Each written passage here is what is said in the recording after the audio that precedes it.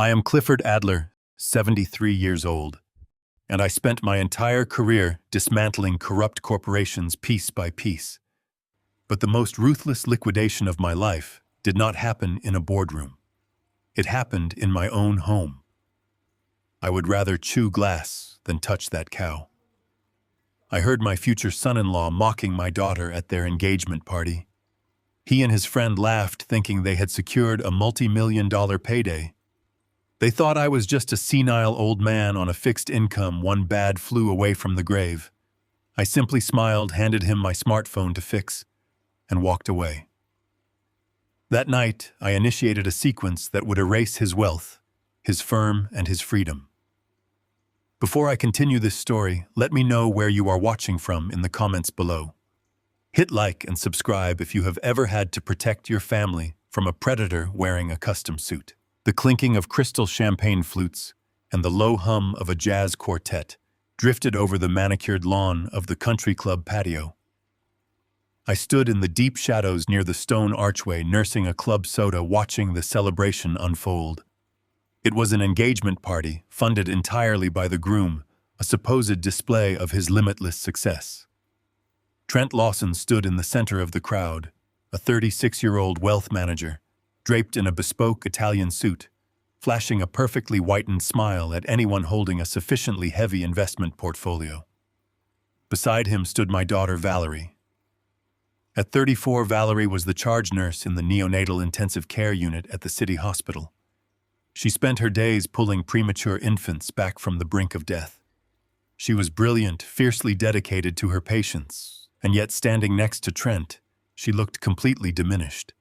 Her shoulders were hunched, her gaze constantly darting toward his face to gauge his approval. I watched as a waiter approached them, offering a silver tray of appetizers. Valerie reached for one, smiling politely at the young server. Trent abruptly caught her wrist. His fingers clamped down hard enough to drain the color from her knuckles. I could not hear his exact words over the jazz band, but I could read his lips and the sharp, condescending twist of his mouth.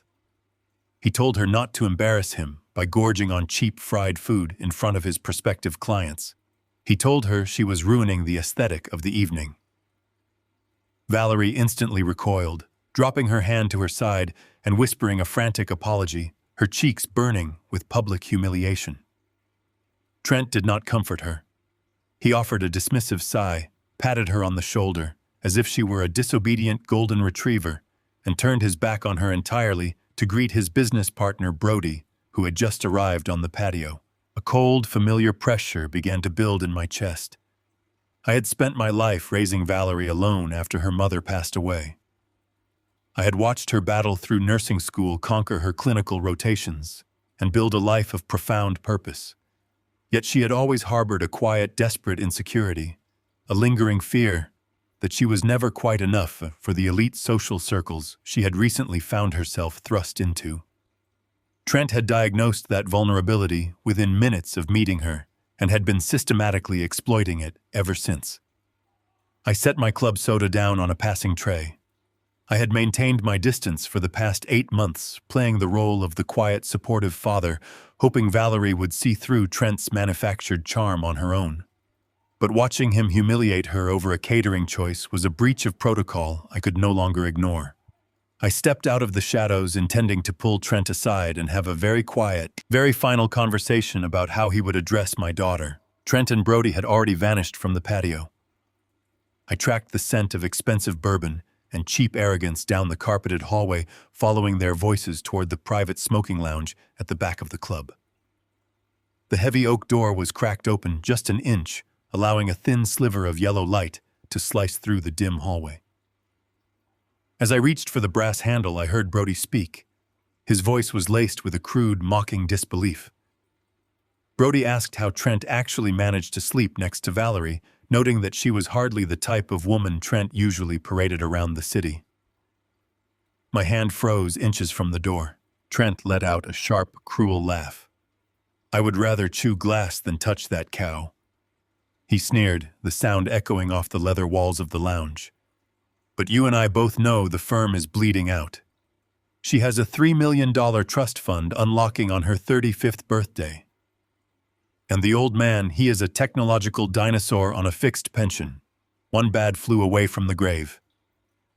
6 months. I just have to play house for 6 months, get the ring on her finger, and legally bind our assets. I liquidate her trust, cover our margin calls before the feds notice the missing client funds, and I am out. I will leave her with the mortgage and the medical debt when the old man finally drops dead. I did not kick the door open. I did not storm into the room to shatter his jaw or scream in defense of my daughter's honor. Anger is a useless, sloppy emotion that alerts your enemy to your presence. In that exact second, the loving, concerned father vanished, and the corporate liquidator I had been for 40 years returned. I remembered 2008 when I was contracted to dismantle a corrupt pharmaceutical board that had been embezzling pension funds. I had sat in their meetings for months, pouring their coffee, nodding at their lies, making them feel like untouchable gods right up until the morning, the federal indictments unsealed, and I seized every asset they possessed. Trent Lawson believed he was a predator hunting a weak herd. He had no idea he had just wandered into an abattoir. I stepped back from the door. I hunched my shoulders, letting my spine curve to mimic the frailty of a tired, confused elder. I pulled my glasses down to the tip of my nose and took out my phone, intentionally opening a random settings menu. I pushed the heavy oak door open with my elbow, shuffling into the room, with a bewildered, helpless expression. Trent and Brody instantly fell silent, their eyes snapping toward me in sheer panic. I did not look at them. I kept my eyes glued to the glowing screen of my phone, my hands trembling with rehearsed incompetence. "Trent, my boy," I mumbled, my voice pitching up into a reedy, nervous tone. "I am so sorry to interrupt your business talk, but this blasted contraption is driving me insane. I accidentally pressed something and the screen went completely black. Valerie usually helps me with this technological nonsense, but she is busy with the guests. Could you be a good lad and fix it for me?" The panic drained from Trent's face, instantly replaced by a smug, suffocating relief. He exchanged a knowing, arrogant glance with Brody.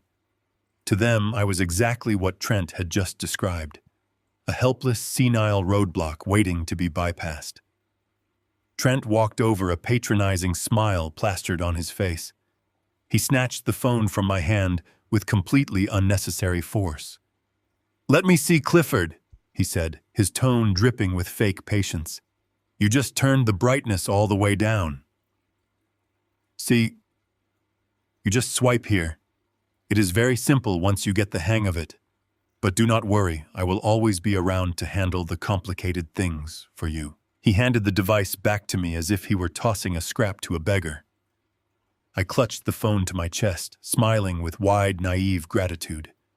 "Thank you, Trent. You are a lifesaver. I do not know what Valerie and I would do without a sharp young man like you looking out for us." I turned and shuffled out of the room, listening to the muffled sound of Brody stifling a laugh as the heavy door clicked shut behind me. I walked straight out of the country club, my posture straightening, with every step my mind already calculating the precise financial vectors required to tear Trent Lawson down to his absolute foundation. Later that night, the house was draped in heavy silence.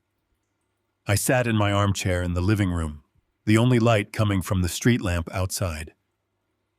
I heard the front door unlock. Valerie walked in, kicking off her heels.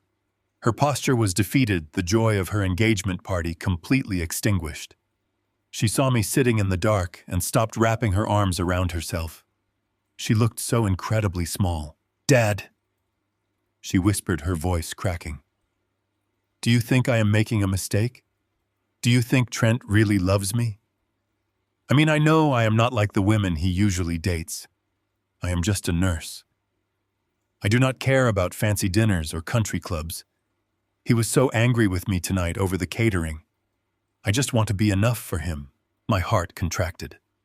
Every instinct screamed at me to tell her the truth, to tell her about the conversation in the smoking lounge, to pack her bags and get her as far away from that parasite as possible. But I knew Valerie. I knew her desperate, crippling fear of abandonment. If I told her the truth without incontrovertible proof, Trent would gaslight her. He would spin a lie about me misunderstanding a business joke. He would convince her that I was a controlling, jealous father trying to ruin her happiness. She would choose him, and I would lose my access to his throat.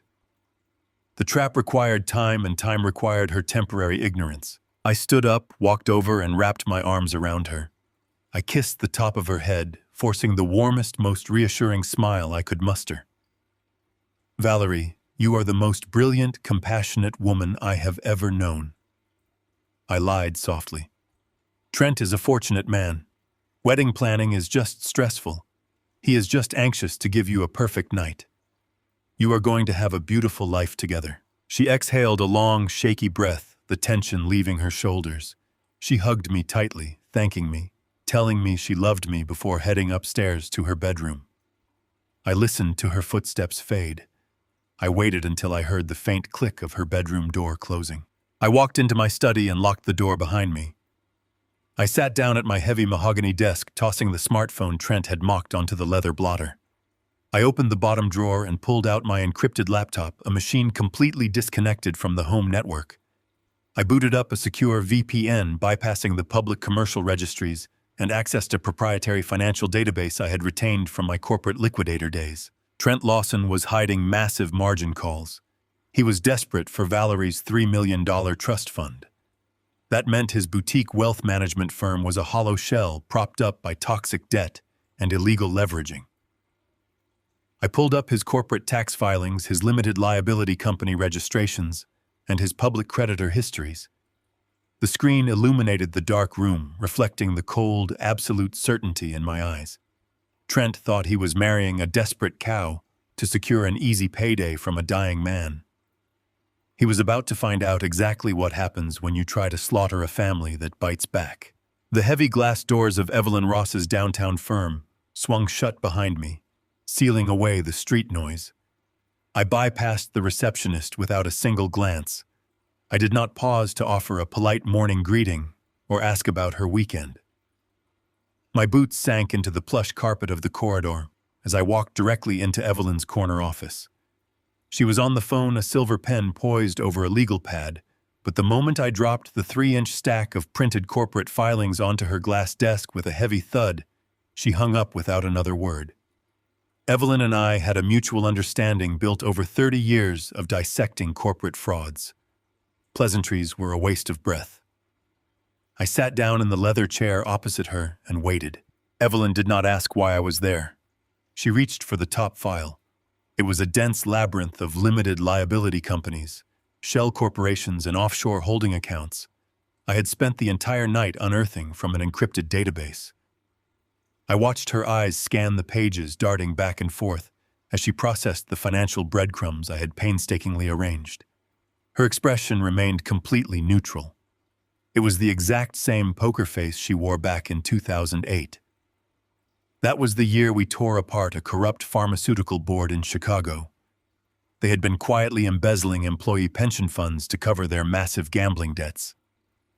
I spent 6 months sitting in their boardrooms, pouring their coffee, playing the role of a harmless, ignorant consultant. They thought I was an idiot right up until the morning the federal indictments were unsealed, and I seized every asset they possessed. Evelyn had been my lead counsel on that liquidation. She knew exactly what I was capable of when a line was crossed. After 10 minutes of unbroken silence, she leaned back and removed her reading glasses. She looked at me with a gaze so sharp it could cut diamonds. She stated that I had not brought her a stack of papers this thick since that Chicago liquidation. She asked me who exactly I was hunting this time, and why the man currently staring across her desk looked like the ruthless corporate liquidator she used to know rather than the quiet retired father who spent his weekends planting tomatoes in the suburbs. I told her the target was Trent Lawson.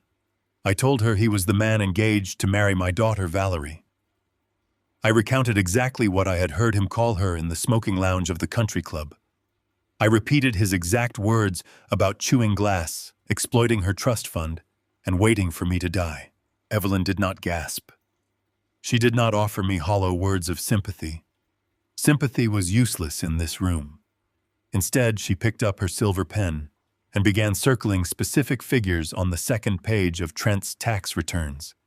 She told me to look closely at the corporate structure of his boutique wealth management firm.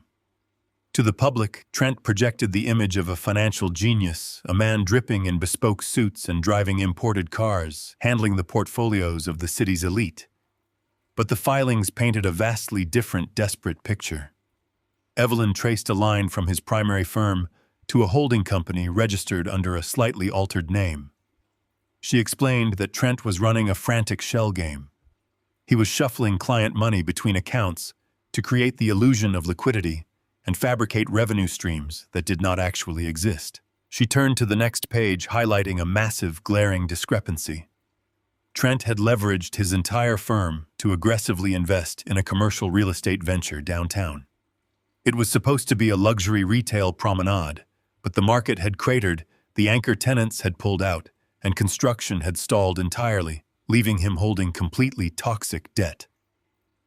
Evelyn calculated the numbers aloud, her voice cold and precise. Trent was leveraged to the tune of $4 million. The commercial loans were maturing, the grace periods had evaporated, and his corporate creditors were circling the wagons. He was facing immediate catastrophic default. If he did not produce a massive influx of cash within a matter of weeks, the banks would seize his firm.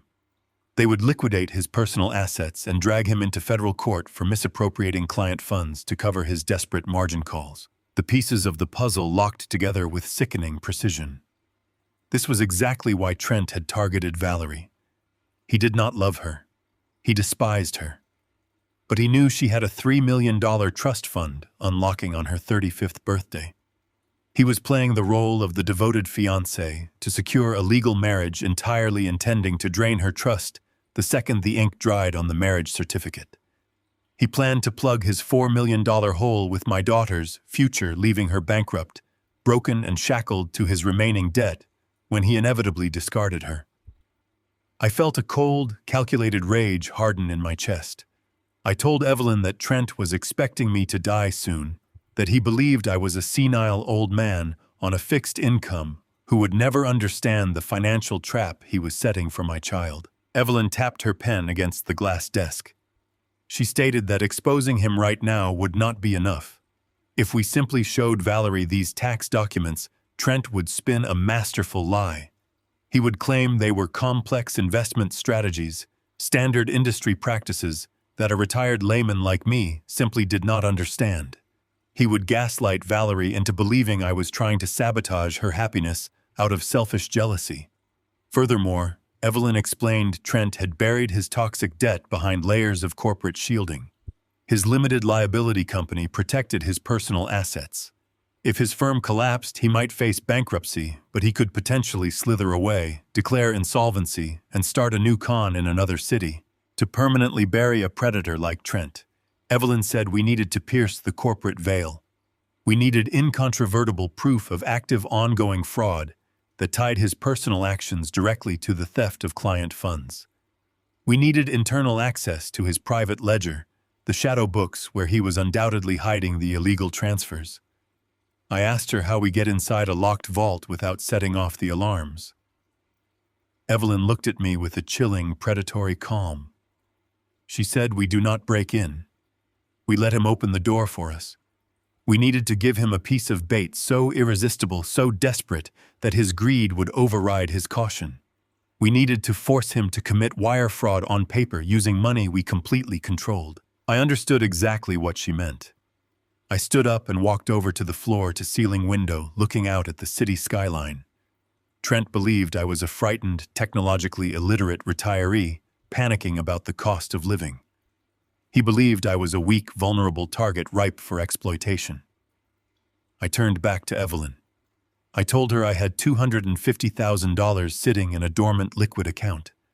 It was a fraction of my actual wealth, but to a man drowning in $4 million of debt, it would look like a desperately needed life raft. I told Evelyn to draft the intake contracts. I told her to bury the legal tripwires so deep in the fine print that Trent's massive ego would never bother to check them. I was going to invite him to Sunday dinner. I was going to look him in the eye, play the terrified old man, and hand him my life savings. I was going to let him swallow the poison himself. The clanking of silverware against porcelain echoed in the small dining room. Trent pushed his half-empty plate away, letting out a heavy sigh, designed to let everyone know he found the roast beef intolerably dry. Valerie immediately shrank back in her chair, her eyes darting to her lap as she offered a quiet apology for overcooking the meat. Trent did not reassure her. He simply reached for his wine glass, swirling the cheap Cabernet I had deliberately poured for him, and took a sip with an expression of profound suffering. I kept my face perfectly blank. I let my shoulders slump, mirroring the defeated posture of a tired old man who simply wanted his family to get along. For the past 3 days, Evelyn and I had laid a snare so intricate that a team of forensic accountants would need weeks to dismantle it.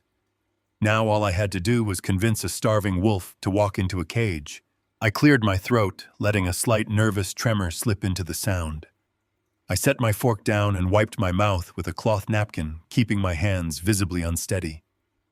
Trent rolled his eyes, clearly bracing himself for whatever mundane observation he assumed I was about to make. I looked at Valerie first, then shifted my gaze to Trent, widening my eyes to project an absolute pathetic vulnerability. Trent. I began, my voice pitching up just enough to sound fragile. I saw a segment on the evening news last night that kept me awake until dawn. They were talking about the markets, about inflation. They said the cost of living is going to outpace fixed pensions within the year.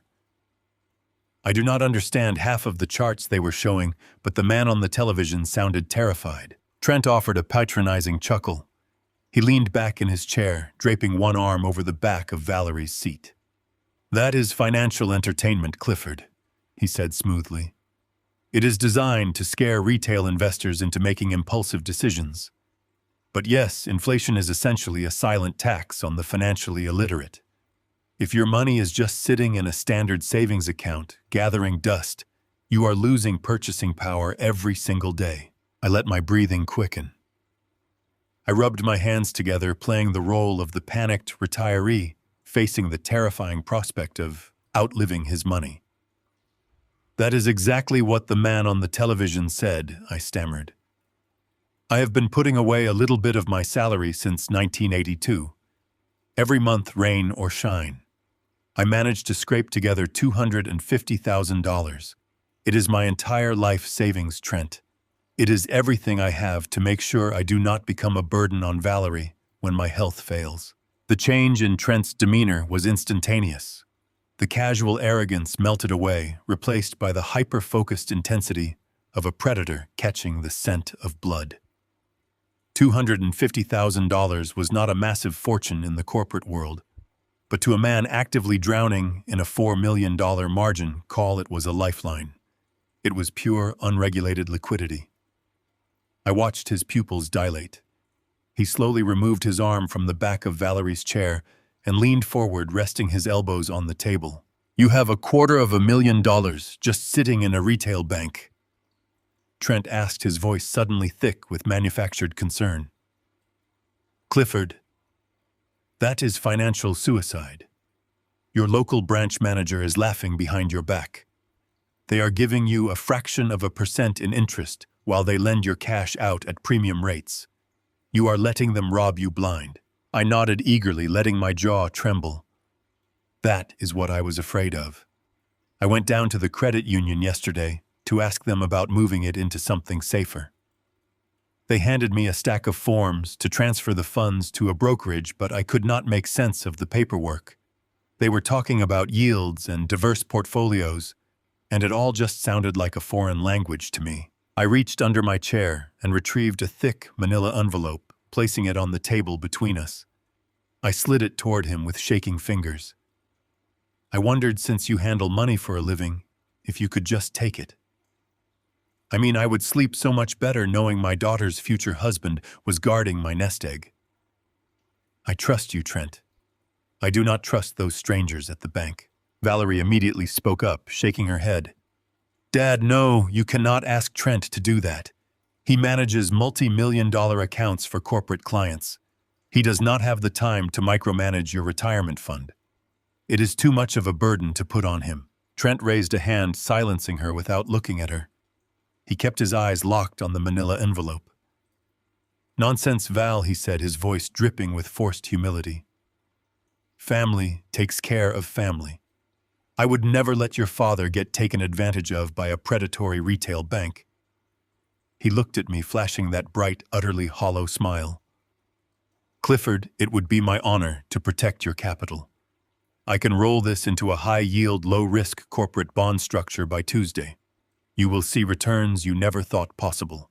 "Thank you, Trent," I breathed out, slumping back in my chair as if a crushing weight had been lifted from my shoulders. "I cannot tell you what a relief this is. Just tell me where to sign the bank transfer release." Trent opened the manila envelope and pulled out the thick stack of papers. They looked exactly like standard banking transfer forms, complete with the watermark of my local credit union. What Trent did not know was that Evelyn had drafted every single page.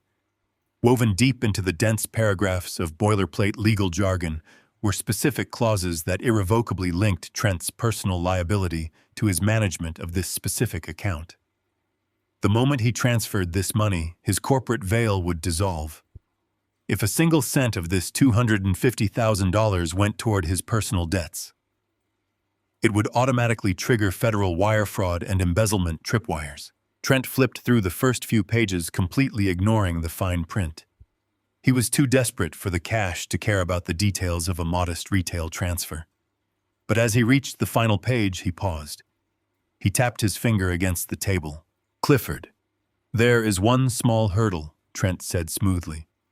"If I manage this account for you, the market moves fast. I cannot be calling you every time I need to make a trade to protect your position.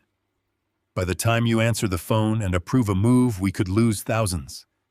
If you want me to really maximize these yields without bothering you during your retirement, I need you to grant me full power of attorney over this specific account.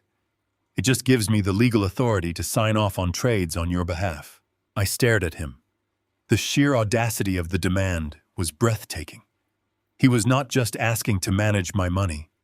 He was demanding the legal right to empty the account without my knowledge. It was exactly what Evelyn and I had anticipated. I let my eyes dart back and forth between Trent and the paperwork. I pulled my hands back into my lap, wringing them together. "Power of attorney," I repeated, letting my voice crack with manufactured fear. "Trent, that sounds like a very big step, giving away control like that. I have managed my own checkbook since I was 18 years old.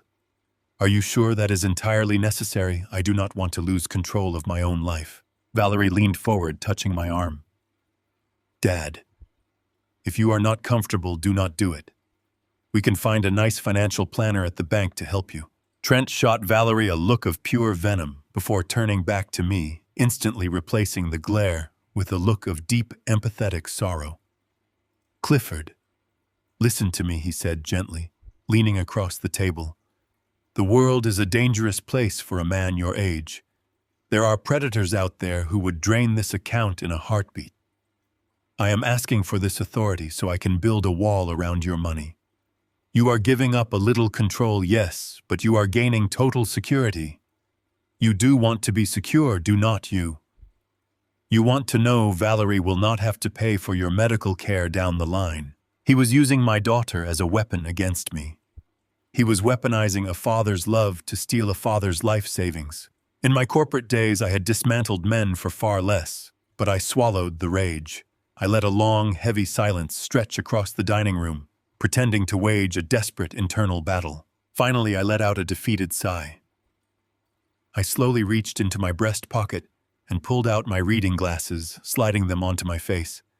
I picked up the pen resting beside the envelope. My hand trembled so violently that the tip of the pen rattled against the table. "You promise me it will be safe, Trent," I whispered, looking up at him with watery eyes. "I promise you." Clifford Trent smiled, his eyes gleaming with victorious greed. "I will treat it exactly as if it were my own." I pressed the pen to the paper. I signed my name at the bottom of the final page, formally granting Trent Lawson total administrative control over the baited account. I pushed the papers back across the table. Trent gathered the documents with a swift, eager motion, slipping them back into the envelope and placing it securely on his lap. He raised his wine glass, his chest puffing out with the arrogant satisfaction of a man who believed he had just outsmarted an old fool. The dinner conversation shifted to the upcoming wedding, but I was no longer listening. The trap was set. The predator was locked inside, and the countdown to his absolute destruction had officially begun.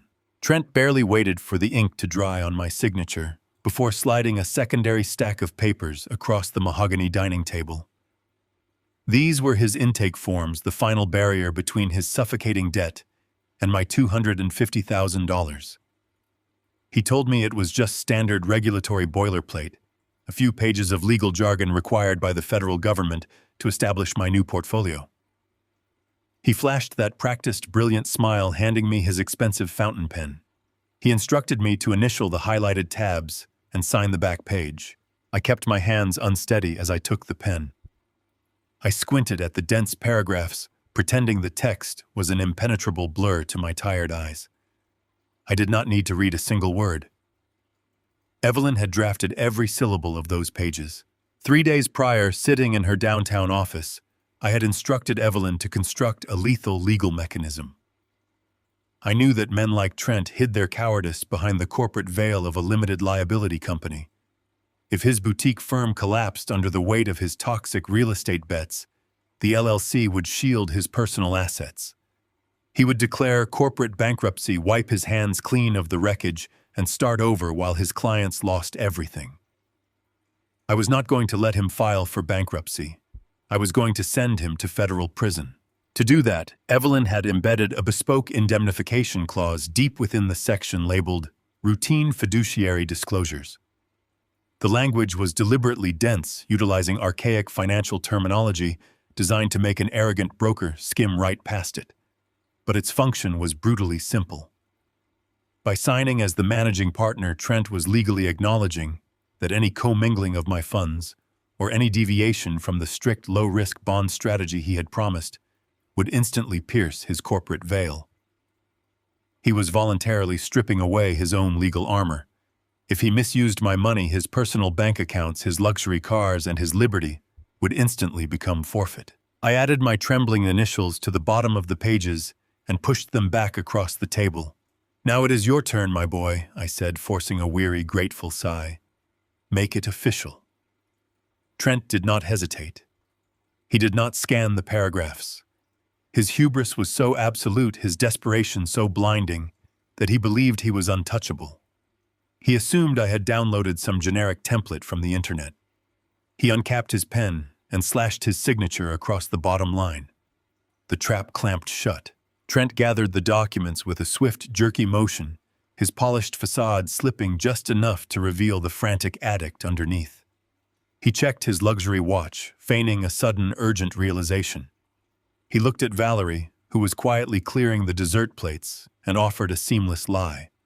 He claimed the Asian markets were opening soon, and he needed to secure my bond positions before the opening bell to lock in the optimal yield. He kissed my daughter's cheek, promised to call her later, and practically sprinted out the front door. I watched him through the sheer curtains of the living room window. He did not even wait to get into his imported sedan. He was dialing his phone as he walked down the driveway, his thumb frantically tapping the screen. I turned away from the window and helped Valerie carry the remaining dishes into the kitchen. She washed and I dried. She told me how much she appreciated me trusting Trent, how much it meant to her that we were bonding. I smiled softly, wiping down a porcelain plate, and told her that a father's only job is to secure his daughter's future. As soon as she went upstairs to prepare for her early morning hospital shift, I retreated to my study. I locked the heavy door, turned off the overhead lights, and booted up my encrypted laptop. The screen cast a pale blue glow across the dark room. I logged into a secure portal tied directly to the routing numbers of the account I had just handed over to Trent. Evelyn and I had not simply deposited $250,000 into a standard retail account. We had wired it into a monitored holding node. I had utilized a contact from my corporate liquidator days, a former forensic auditor who now consulted for federal agencies. The account was rigged with a digital tripwire. The moment the funds were moved, The destination routing numbers would be instantly verified against the fiduciary mandate Trent had just signed. I watched the screen, my breathing slow and even. The digital ledger was entirely silent for 22 minutes. Trent was likely speeding back to his office, bypassing his junior staff and logging directly into his terminal to execute the transfer himself. At exactly 9:14 in the evening, the screen blinked. The numbers turned green. The entire balance of $250,000 was instantly drained from the holding account. I leaned forward, tracking the digital footprints as they populated across my screen in real time. If Trent were truly investing the money, the funds would have routed to a registered clearinghouse or a municipal bond escrow. Instead, the money violently fractured. It bounced first into a shadow account registered to a shell company in Delaware. From there, it immediately transferred again, completely bypassing any legitimate investment portfolio. The ledger updated with the final destination. The money had landed squarely in the collections department of a massive commercial real estate lender in Manhattan. Trent had used every single cent of my life savings to pay the overdue margin calls on his toxic failing promenade project. He did not hesitate. He did not invest a dime. He stole it outright to buy himself a few more weeks of breathing room. A small green icon flashed in the corner of my monitor. The federal tripwire had activated. By routing the funds across state lines to a destination completely contradictory to the signed fiduciary agreement, Trent had elevated a simple breach of contract into a federal felony. Wire fraud was now officially documented on a secure server. The digital evidence was immutable, time-stamped, and cryptographically sealed. Trent Lawson believed he had just saved his sinking company. He believed he had bought enough time to marry my daughter, liquidate her $3 million trust fund, and walk away clean. He had no idea that the money he just used to pay his creditors was laced with legal strychnine. He had no idea he had just handed a former corporate liquidator the exact financial leverage required to destroy him. I closed the laptop, the screen going black, plunging the study back into complete darkness. The first phase of the execution was flawless. But Trent was still desperate. $250,000 would only hold off his creditors for a few weeks. The real estate lender would soon demand the remaining millions, and Trent would realize his timeline had accelerated. He would need Valerie's trust fund immediately. He would need my signature to unlock it. And when I refused, his desperation would force him to make the fatal mistake that would sever his head from his shoulders. The $250,000 evaporated into the Manhattan commercial real estate void in less than 48 hours. I knew exactly where the money went because I watched the digital ledgers from the blue glow of my encrypted monitor. Trent Lawson had fed my entire supposed life savings to his creditors, hoping it would buy him the 6 months he needed to marry my daughter. He was profoundly mistaken. The lenders swallowed the cash as a mere interest penalty. They did not grant him an extension. They gave him an ultimatum. He had less than a month to produce the remaining millions, or they would seize his firm and liquidate his assets. Trent was a man backed to the edge of a cliff. The casual arrogance he wore like a custom suit began to crack. He could no longer afford a long, leisurely engagement. He needed Valerie's $3 million trust fund immediately.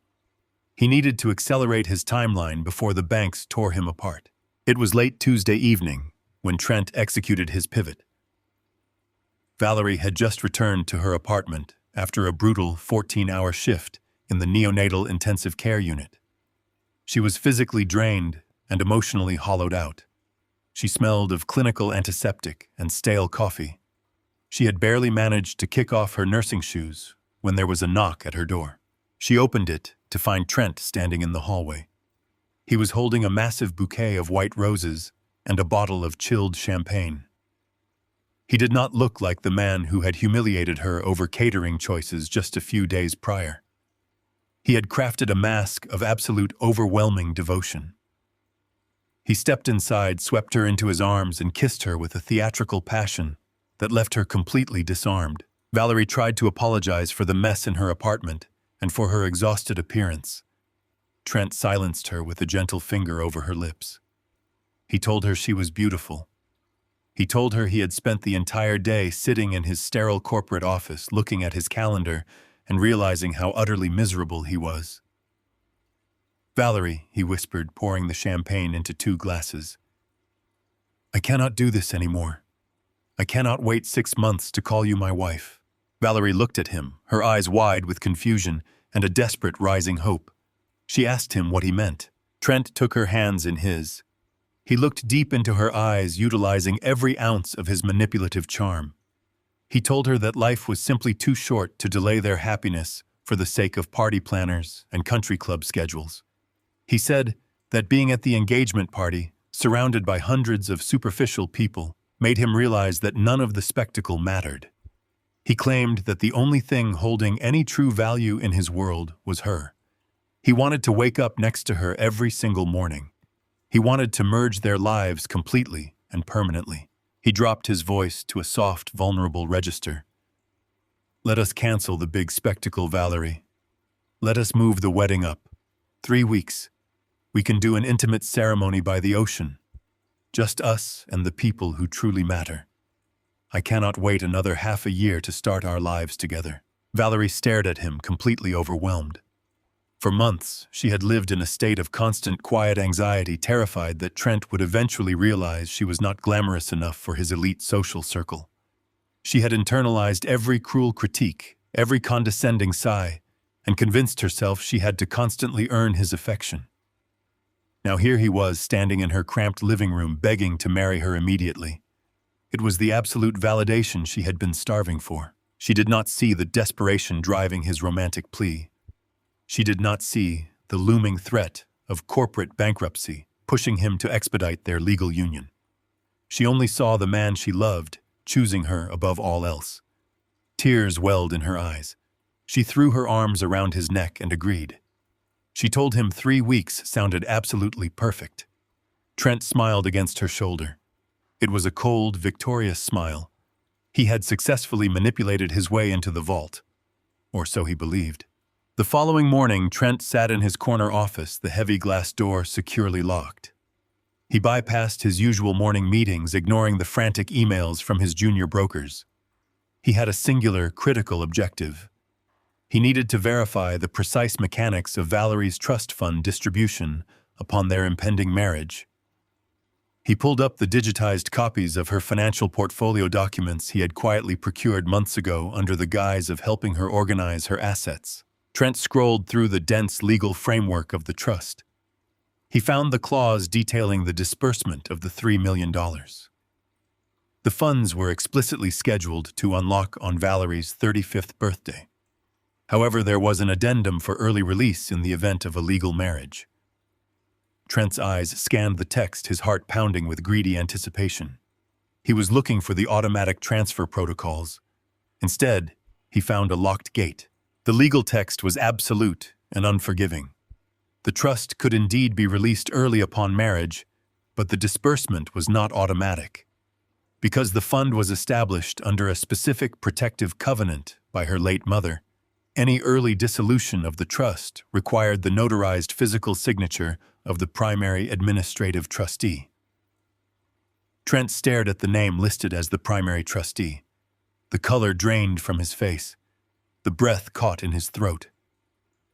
Clifford Adler. Trent read the paragraph again, his panic surging into a blinding rage. Valerie could not simply sign the money over to him. A marriage certificate alone was completely useless. To access the $3 million, Trent needed the explicit written authorization of the very man he believed to be a senile, pathetic burden. He needed me. He slammed his fist onto his glass desk, the sound cracking like a gunshot in the empty office. His perfect, expedited timeline had just collided with a massive concrete wall. He had convinced Valerie to rush the wedding. He had promised his creditors that a massive influx of capital was less than a month away.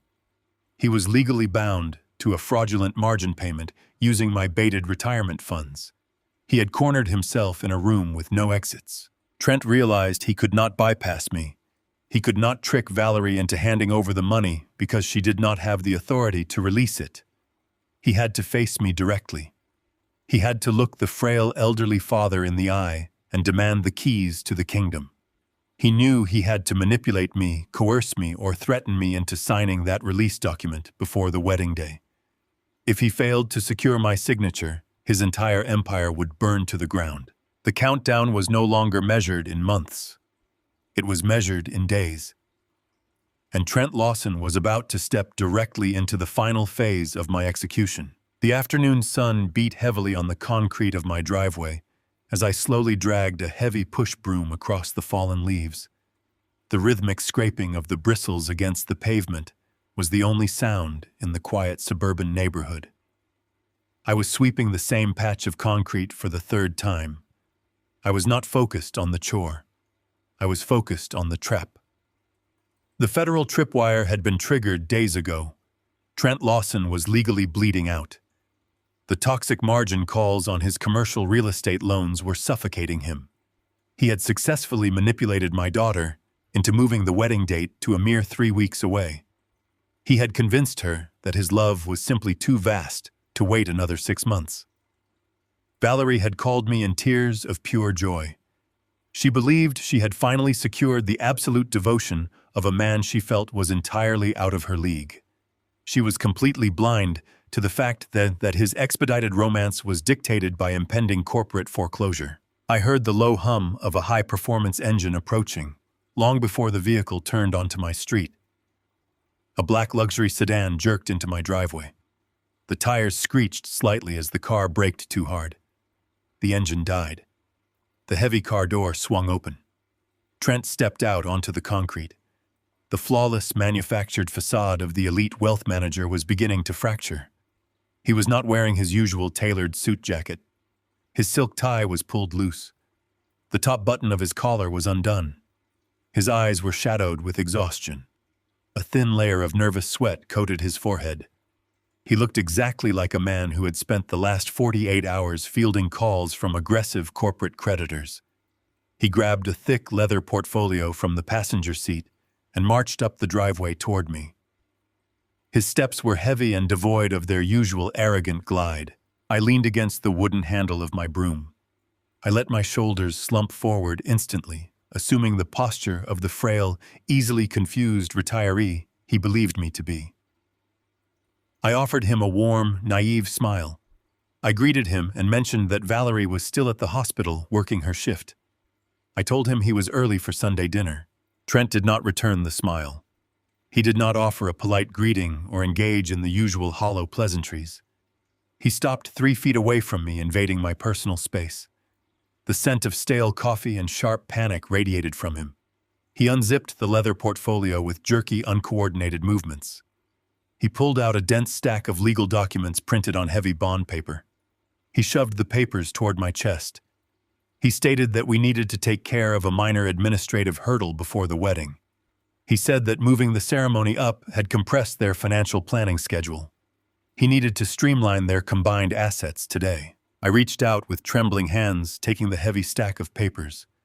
I squinted at the cover page, letting my eyes dart aimlessly over the complex legal jargon. I asked him what exactly I was looking at. I reminded him that my vision was not what it used to be. I told him that legal documents always gave me a terrible headache. Trent let out a sharp, frustrated breath. He did not attempt to hide his profound irritation. He stated that it was a standard trust release authorization. He explained that Valerie had a dormant trust fund that required my signature as the primary administrative trustee before it could be fully integrated into their joint marital portfolio. He claimed he was simply doing her a favor by managing the complicated paperwork so she would not have to stress over it while planning a wedding.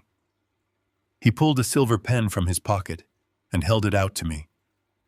He instructed me to sign the bottom of the 3rd page and initial the attached writers so he could file it with the courts by tomorrow morning. I looked down at the documents. It was the release form for $3 million. It was the exact amount he needed to satisfy the commercial real estate lenders threatening to seize his firm. I let my hands shake a little more violently. I looked up at him with an expression of deep bewilderment. I told him that Valerie had always spoken about using that trust fund to open her own free community pediatric clinic one day. I mentioned that her mother had set up that money specifically for her independence. I said I did not understand why the funds needed to be unlocked before they were even legally married. The remaining fragments of Trent's polite disguise evaporated completely. His jaw clenched tight enough to grind his teeth. He took a step closer to me, his shadow falling across my face. He told me that I did not understand how real wealth was generated or protected. He stated that leaving $3 million sitting in a stagnant trust was an insult to basic economics. He claimed he was going to leverage those funds to secure their financial empire. He told me that I was a retired man who had spent his entire life playing it safe. I had absolutely no right to interfere with the aggressive financial strategies he was implementing for his future family. I maintained my bewildered expression. I took a small step backward, clutching the push broom for support. I told him I was just trying to look out for my little girl. I said I wanted to make sure she was protected if something went wrong down the line. I told him I wanted to wait and discuss the paperwork with Valerie before I put my name on anything. Trent leaned in close. His voice dropped to a low, vicious register. He decided to play his final desperate card. He weaponized my daughter's fragile heart. He told me that Valerie was a very insecure woman. He stated that she called him every single night crying because she was terrified she was not sophisticated enough or elegant enough to be his wife. He said the stress of moving the wedding up was taking a massive toll on him. He claimed he was already making profound sacrifices by lowering his standards to marry a hospital nurse. He looked directly into my eyes. His tone was laced with a lethal quiet threat. He stated that if I decided to be stubborn and create unnecessary financial roadblocks today, he would begin to question if marrying into this family was worth the massive headache. He said he would simply call Valerie and tell her the wedding was permanently postponed. He painted a vivid, agonizing picture.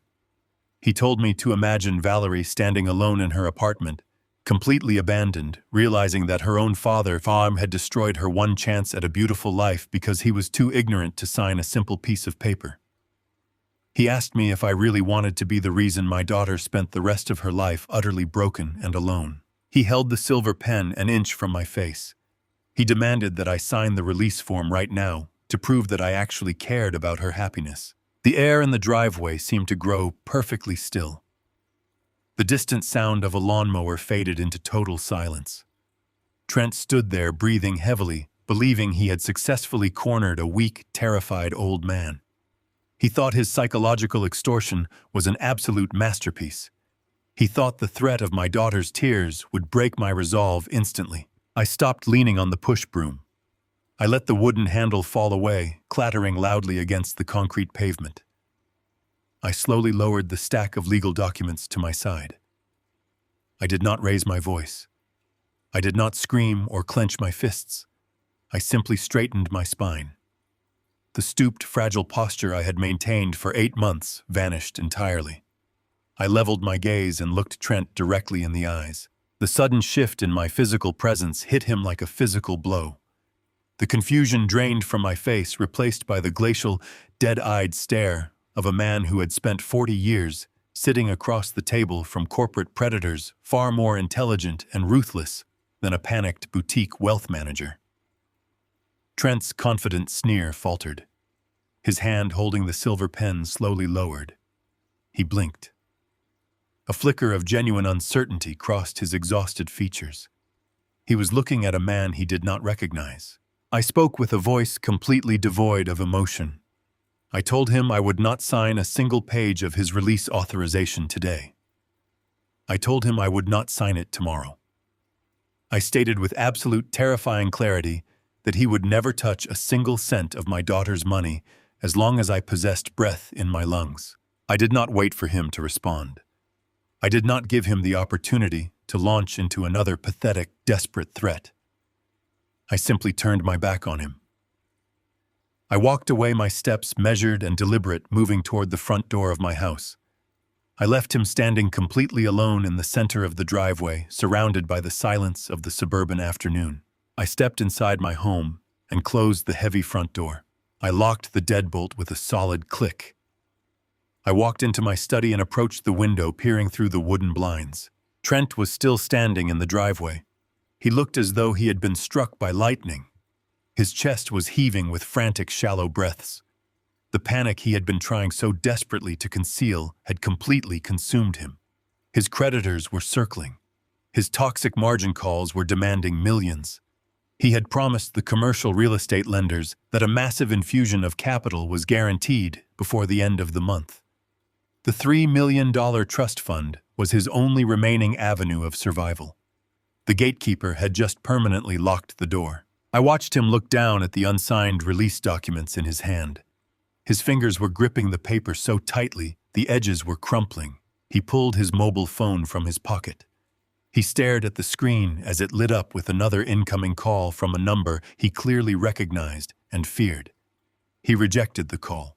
He looked back at the documents. He looked up at my closed front door. He looked at the paperwork again. Trent Lawson was a man trapped in a burning room with only one window. He could not confess his impending bankruptcy to Valerie. He could not access the trust fund legally. He was out of time, out of capital, and entirely out of options. I saw the exact moment the fatal decision crystallized in his mind. The fear in his eyes hardened into a reckless, suicidal resolve. He believed he was smart enough to beat the system. He believed he could bypass the gatekeeper entirely. He shoved the unsigned documents back into his leather portfolio. He marched back to his luxury sedan, throwing himself into the driver's seat. The engine roared to life. The tires spun aggressively against the concrete as he threw the car into reverse and sped down the street, vanishing around the corner. I stepped away from the window. The tension in my chest settled into a cold, heavy satisfaction. Trent had taken the final bait. Driven by absolute panic and cornered by his own fraudulent debts, he had chosen the path of maximum destruction. He was driving back to his office to commit an irrevocable felony. He was going to forge my signature on federal financial documents to steal the trust fund. It was the fatal error I had orchestrated from the very beginning. The noose was fully constructed. Now all I had to do was let him pull the lever himself. The notification arrived at exactly 4:12 in the morning. It was not a loud ring or a frantic alarm. It was a single, silent vibration from the secure mobile device resting on my mahogany nightstand. I did not need to guess what it meant. I sat up in the darkness, the cold air of the room biting at my shoulders, and reached for the device. The screen illuminated my face with a harsh blue glow. It was a priority alert from the encrypted banking node I had established with my former forensic auditor. Someone had just submitted the trust release authorization to the Central Processing Division. Trent Lawson had made his move. I walked down the quiet hallway to my study, the floorboards cold beneath my feet. I locked the heavy oak door behind me and booted up the isolated laptop. I logged into the secure portal and pulled up the scanned document that had just been transmitted to the bank. It was the exact same release form Trent had shoved into my hands in the driveway 24 hours prior. The same dense legal boilerplate. The same rider attachments. But this time, the bottom line was not empty. My signature was scrawled across the designated line. I leaned closer to the monitor, analyzing the ink strokes. It was a masterpiece of desperation. The loops, the pressure points, the slight downward slant of my surname. It was a flawless forgery. Trent had not simply guessed my handwriting. He had likely spent hours tracing my signature from the intake forms I had signed at his Sunday dinner. He had weaponized the very documents I used to bait him. He thought he was brilliant. He thought he had outsmarted the system, bypassed the stubborn old man, and legally unlocked $3 million of my daughter's money. He had committed a federal felony with the stroke of a pen, driven by the suffocating weight of his commercial real estate debts. When I first saw the forged signature on the glowing screen of my monitor, I did not feel a sudden rush of shock. I felt the cold, hard click of a steel mechanism locking into place. Trent's hubris was a living, breathing entity. He had meticulously traced the slope of my handwriting, matching the exact pressure of the ink, convinced that his youth and his expensive suits gave him dominion over my life. He assumed that a retired man would never utilize an encrypted banking node. He assumed my bank was a slow, archaic institution that processed paper forms through a bureaucracy of indifferent clerks. He had no idea that the destination account was a heavily fortified digital fortress, monitored 24/7 by financial specialists who had spent decades hunting men exactly like him. I picked up the secure phone to call Evelyn. As it rang, I thought about Valerie sleeping just down the hall. I thought about how she had spent her evening meticulously reviewing floral arrangements and seating charts for a wedding that was nothing more than a corporate acquisition to her groom. She had looked so desperate for my approval when she asked if Trent truly loved her.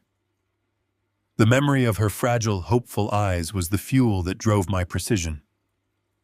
Trent was not merely attempting to steal her money.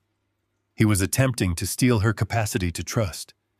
He was planning to bind her to his toxic debt, drain her resources, and then discard her, leaving her to endure a lifetime of humiliation and financial ruin. This was not a simple theft. It was an act of profound violence against my child. When Evelyn answered the phone, her sharp intellect immediately grasped the magnitude of Trent's error. She was a woman who navigated the treacherous waters of corporate law with predatory grace. When I informed her of the flawless forgery, her immediate reaction was a swift tactical strike. "We have him. Clifford," she had said, her voice vibrating with professional satisfaction. "We have the wire fraud from the margin call payment, and now we have aggravated forgery on a multi-million-dollar trust document. I am calling the federal prosecutor right now. We can have agents at his office before the markets open. He will be doing a perp walk in front of his entire staff." That was the standard procedure. That was the logical, efficient conclusion to a corporate investigation. But standard procedure was insufficient for Trent Lawson. I stopped her. I told her that a morning arrest was a quiet, bureaucratic victory. Trent would be handcuffed, yes. He would be escorted into a federal vehicle. But he would immediately invoke his right to counsel. His business partner, Brody, the man who had laughed alongside him in the smoking lounge, would rally their corporate lawyers. They would begin spinning a narrative of a tragic misunderstanding. They would leak stories to their wealthy clients that the arrest was a massive overreach, a clerical error involving a disgruntled father-in-law. Trent would post bail. He would call Valerie from his luxury condo and weep over the phone, claiming I had set him up because I could not bear to let her go. He would use her empathy against her, twisting the truth until she doubted her own father. I explained this to Evelyn with cold, rhythmic logic. I told her that if we handed him to the police in the shadows of an early morning raid, we would give him the opportunity to control the narrative. He needed to be stripped of his narrative entirely. He needed to be unmasked in front of the very audience he used to validate his pathetic existence. He needed to look into the eyes of his elite clients, his business partners, and my daughter, and realize that every single lie he had ever told was disintegrating at the exact same moment. I told Evelyn that jail was far too comfortable for a man who looked at my daughter and saw nothing but a desperate cow to be slaughtered for profit. I told her that a swift arrest would allow Trent to spin a narrative of victimhood. He would hire expensive defense attorneys. He would claim he was under extreme duress. He would tell Valerie that he made a desperate mistake because he wanted to build a perfect life for her so badly that he lost his judgment. Valerie, with her fragile heart and endless capacity for forgiveness, might actually believe him. She might wait for him. She might spend the rest of her life wondering if she had abandoned a good man who simply made a tragic error out of love. I told Evelyn that Trent did not just need to lose his freedom. He needed to lose his firm, his reputation, and his social standing, all at the exact same moment. He needed to be exposed not just as a criminal, but as a pathetic, manipulative parasite in front of the very elite peers he worshipped. I needed to ensure that when Valerie looked at him, the illusion was so completely shattered that she would never doubt her own worth again. To achieve that absolute destruction, Trent needed to believe he had won. He needed to stand at the precipice of his greatest victory before I pushed him over the edge. Evelyn listened, the silence on the line stretching tight. She was calculating the risk of delaying the arrest. If we hold the evidence she warned, we risk the funds actually clearing his shadow accounts. If that money hits an offshore ledger, Trent will have the capital to fight us in court for years. We cannot let the transaction finalize. I assured her that the transaction would not finalize. I outlined the exact parameters of the holding escrow. The banking node would be instructed to flag the transfer not as a fraud alert, which would notify Trent, but as a pending internal audit review. This specific designation would essentially freeze the $3 million in a digital purgatory. On Trent's end, his banking dashboard would show the funds as released and incoming. The psychological relief would be immense. He would see the numbers in his pending column and believe he had successfully executed the ultimate heist. He would celebrate. He would breathe. He would let his guard down entirely. Meanwhile, the bank would secure the forged document in an isolated server. They would cryptographically seal the IP address from which the document was uploaded, matching it perfectly to the terminal in Trent's corner office. They would secure the timestamp, proving he had submitted the forgery merely hours after our confrontation in the driveway. The evidence would be hermetically sealed, waiting for the precise moment of detonation.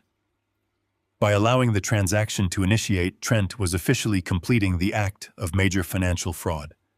There could be no claims of a misunderstanding. There could be no defense of a clerical error. The trap was now a suffocating reality. Evelyn finally agreed. She recognized the architectural beauty of the trap. We were building a glass house around him, letting him admire the view right up until we shattered the walls. She promised to coordinate with the bank fraud division to ensure the escrow hold was placed without triggering any automated warnings to Trent's firm. She told me she would have the federal agents briefed and ready waiting in the wings for my command. I looked at the calendar on my desk. The timing was perfectly aligned. Trent had forced Valerie to move the wedding up, which meant the rehearsal dinner was scheduled for that exact weekend. He had rented the grand ballroom of the most exclusive hotel in the city. He had invited his wealthy clients, his business partners, and every socialite he wished to impress. He was planning to stand in front of that room and celebrate his ultimate triumph, funded entirely by the toxic leverage he thought he had just escaped. I told Evelyn that the timeline was secure. We had isolated his felony. We had protected Valerie's assets. And we had gathered the absolute proof of his predatory nature. I instructed her to begin preparing the final documentation for the authorities, but to hold the execution order until I gave the signal. I told her I would see her at the rehearsal dinner. I ended the call and powered down the laptop. The quiet hum of the machine faded, leaving the study in total silence once again. The dawn was beginning to break outside my window, casting a pale, cold light across the mahogany desk. I stood up and walked into the kitchen to brew a pot of coffee. My hands were perfectly steady. The terrified, trembling old man I had played for the last few days was entirely gone. Trent Lawson had chosen his path. He had crossed the final boundary. He had looked at my family, assumed we were weak, and forged my name to steal our future. He thought he was untouchable. He was about to learn that a man's true character is revealed precisely when he thinks he has won. And I was going to ensure his victory lap became his absolute, undeniable ruin. The encrypted satellite phone on my desk buzzed against the dark wood at precisely 2 o'clock in the morning. I didn't reach for it with a hurried hand. I let it vibrate 3 times, the steady blue light cutting through the dimness of my locked study. When I picked it up, Gideon's voice came through the secure line, sounding flat, mechanical, and entirely devoid of emotion. He did not waste time with small talk. He did not ask if he had woken me. He simply stated that the financial trail had fractured again. He reported that Trent Lawson was not just feeding my baited $250,000 to his commercial real estate creditors to delay foreclosure. Trent had quietly diverted a secondary stream of liquid capital, nearly $80,000, drawn against an advance on his regular business accounts, directly into a premier high-rise development overlooking the marina. The resident on the lease was not Trent. It was a 26-year-old gallery consultant named Serena Vance, Gideon relayed the coordinates of the property and the registry details of the luxury lease within 90 seconds. He added that Trent had been spending 3 nights a week at the Marina address under the guise of hosting late-night client dinners at the Financial District Athletic Club. I listened to the data, writing nothing down, memorizing the account handles and the timing of the electronic transfers. The noose I had constructed around Trent was tightening, but this new factor was an asset I had not fully anticipated. Trent was not just financially desperate. He was emotionally overextended, funding a double life with stolen leverage while using my daughter's vulnerability to secure a multi-million-dollar baseline.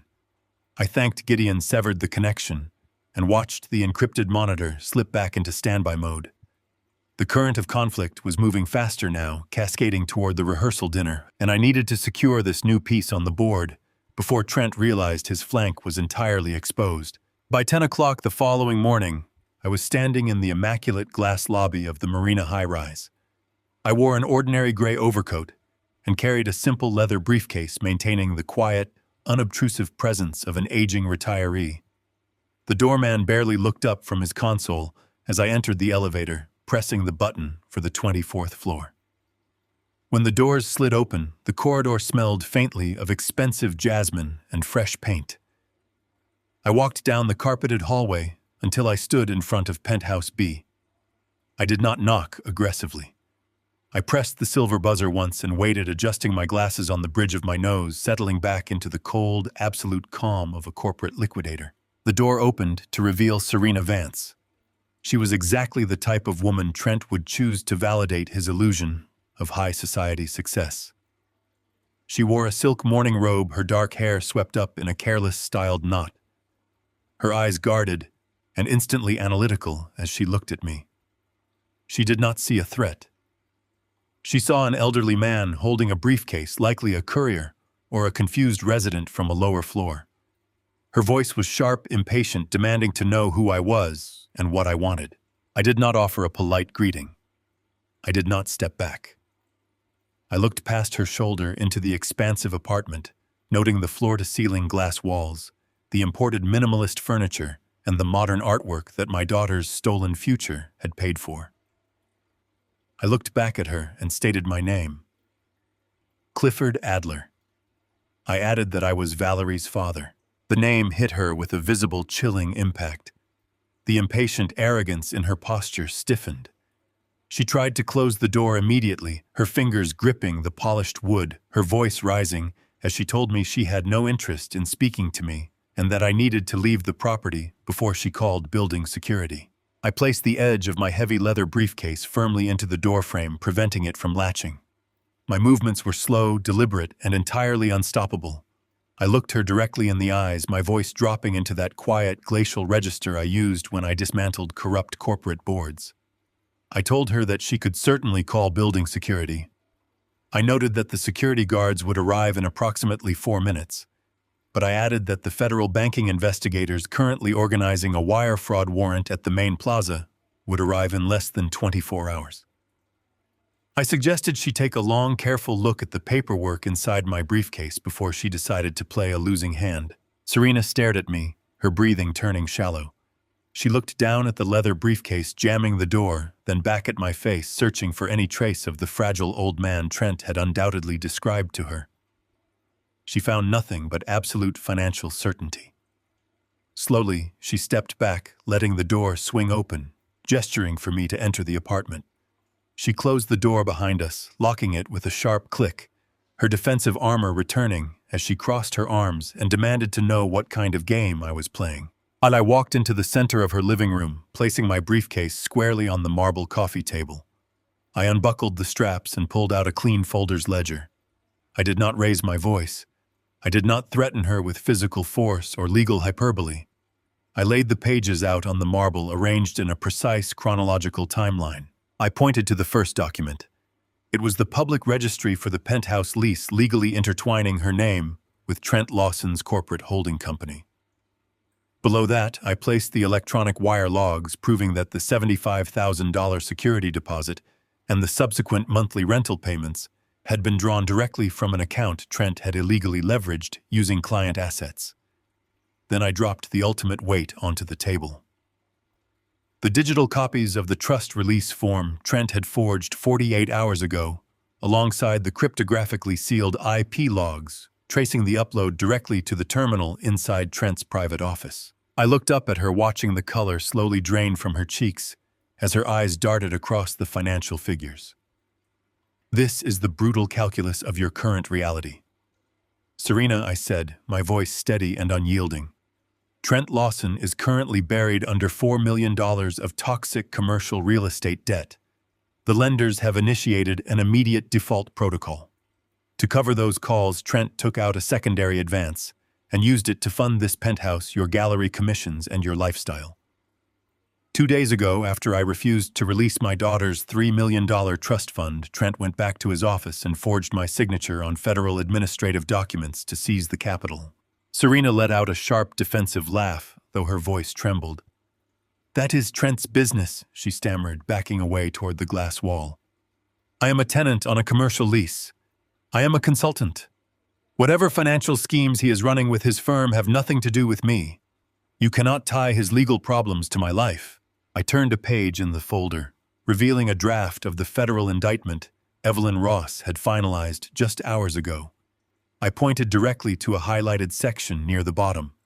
I told her that she was profoundly mistaken.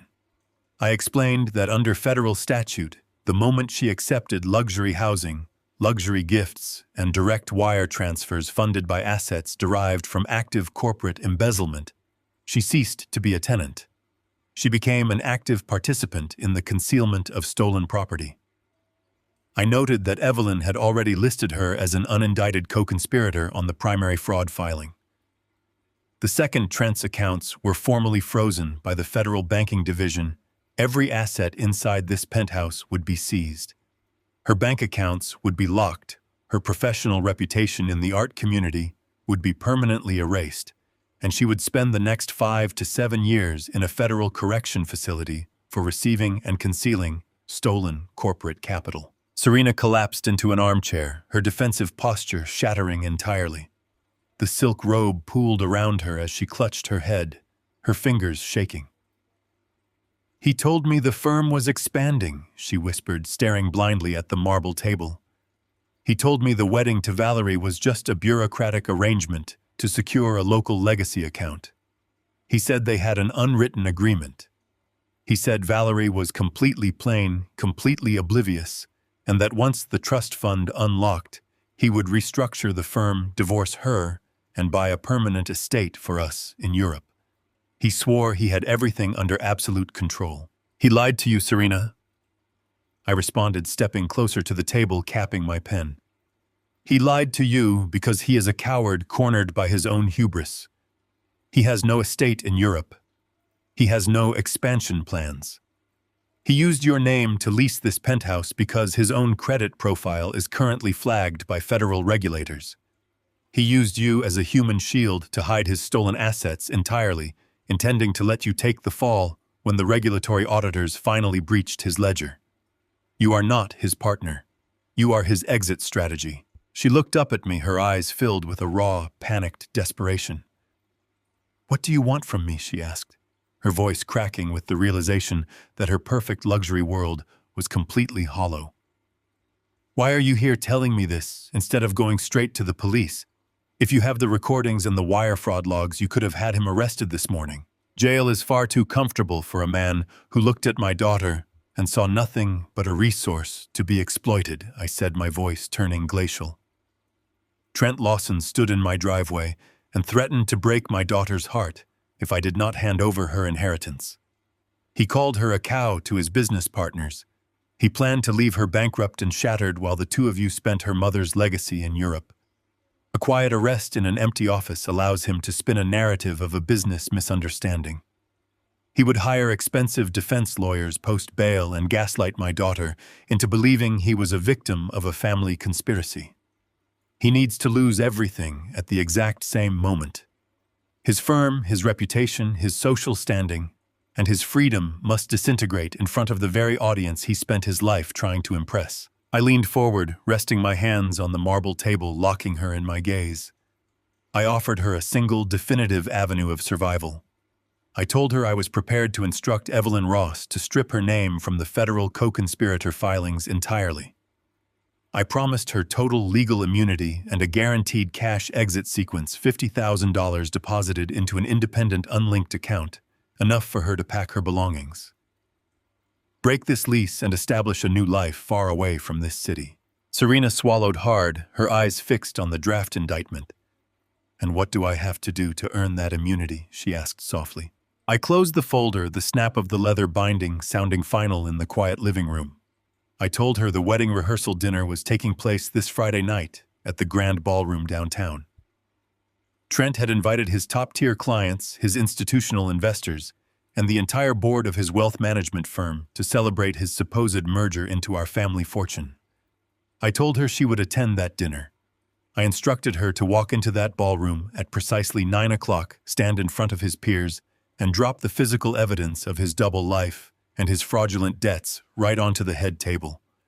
I needed her to be the final undeniable catalyst that would strip him of his ability to lie. Serena looked out the floor-to-ceiling window, watching the luxury yachts drift across the marina below. She was a calculator just like Trent, but she was smart enough to recognize when the ledger was permanently unbalanced. She knew that sticking with Trent meant drowning alongside him in a sea of federal indictments. Choosing my offer meant survival immunity and a clean slate. She turned back to me, her jaw tightening with a cold, resolute focus. She looked at me and whispered that she would be there. She promised she would bring every text message, every lease receipt, and every financial promise Trent had ever sent her. She agreed to detonate the room. I stood up, strapped my briefcase shut, and walked toward the door. I did not offer a handshake. I did not say goodbye. I stepped out into the jasmine-scented corridor, the heavy penthouse door clicking locked behind me. The current of conflict was locked into its final cascading vector. Trent Lawson believed he had successfully forged his way into a $3 million vault.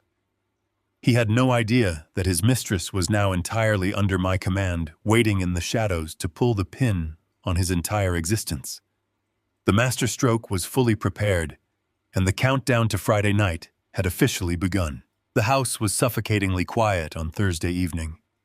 It was the heavy and expectant silence that always precedes a devastating storm. Tomorrow night was the rehearsal dinner. The Grand Ballroom downtown was already being draped in imported linens and expensive floral arrangements paid for by the very toxic credit Trent Lawson was desperately trying to outrun. I sat in my study watching the digital clock on my monitor flip to 8. I was waiting for the final confirmations from my team. Evelyn had secured the federal agents. Gideon had confirmed Serena was ready. The trap was flawless. A soft knock on the heavy oak door broke my concentration. I turned off the monitor and called out for the person to enter. The door slowly pushed open. Valerie stood in the threshold. The breath caught in my throat. She was wearing her wedding dress.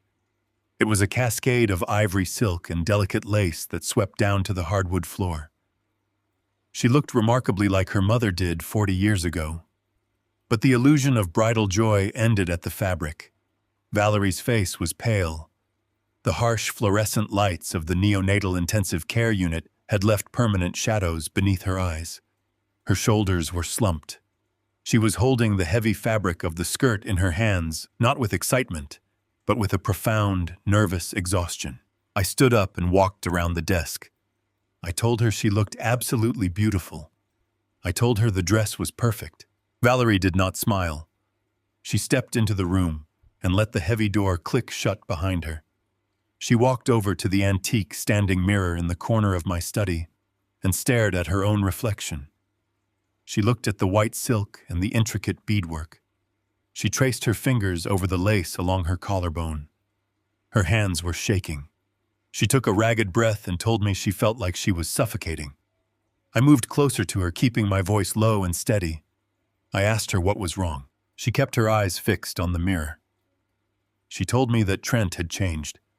She said that ever since they moved the wedding date up to this weekend, he had become a completely different person.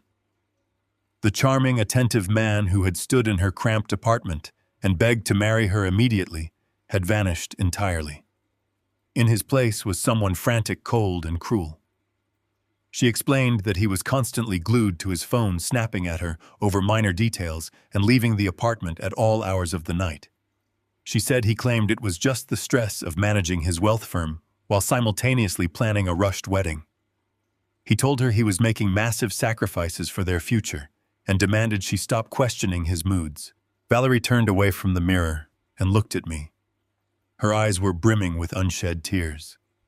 She looked so small inside that massive, expensive dress. She confessed that she felt entirely alone. She said Trent looked right through her as if she were just another item on his corporate checklist. She recounted how he had yelled at her that morning because she asked him to review the seating chart for the rehearsal dinner. He had called her needy.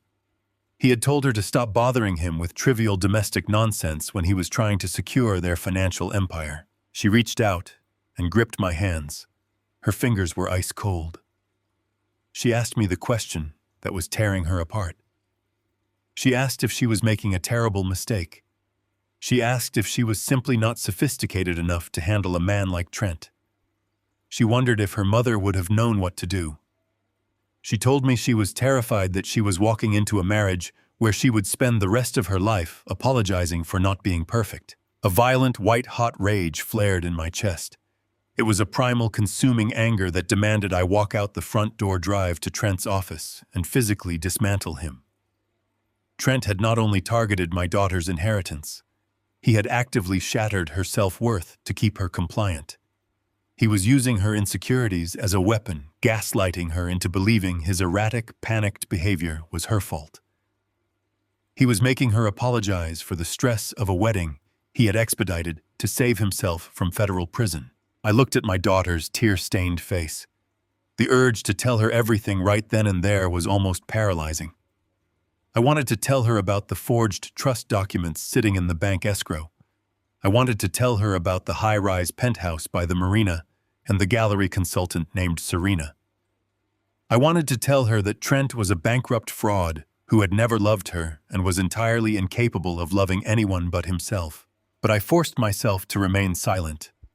I forced the rage back down into the dark, disciplined vault in my mind. If I told Valerie the truth in the safety of my study, her immediate instinct would be to call Trent.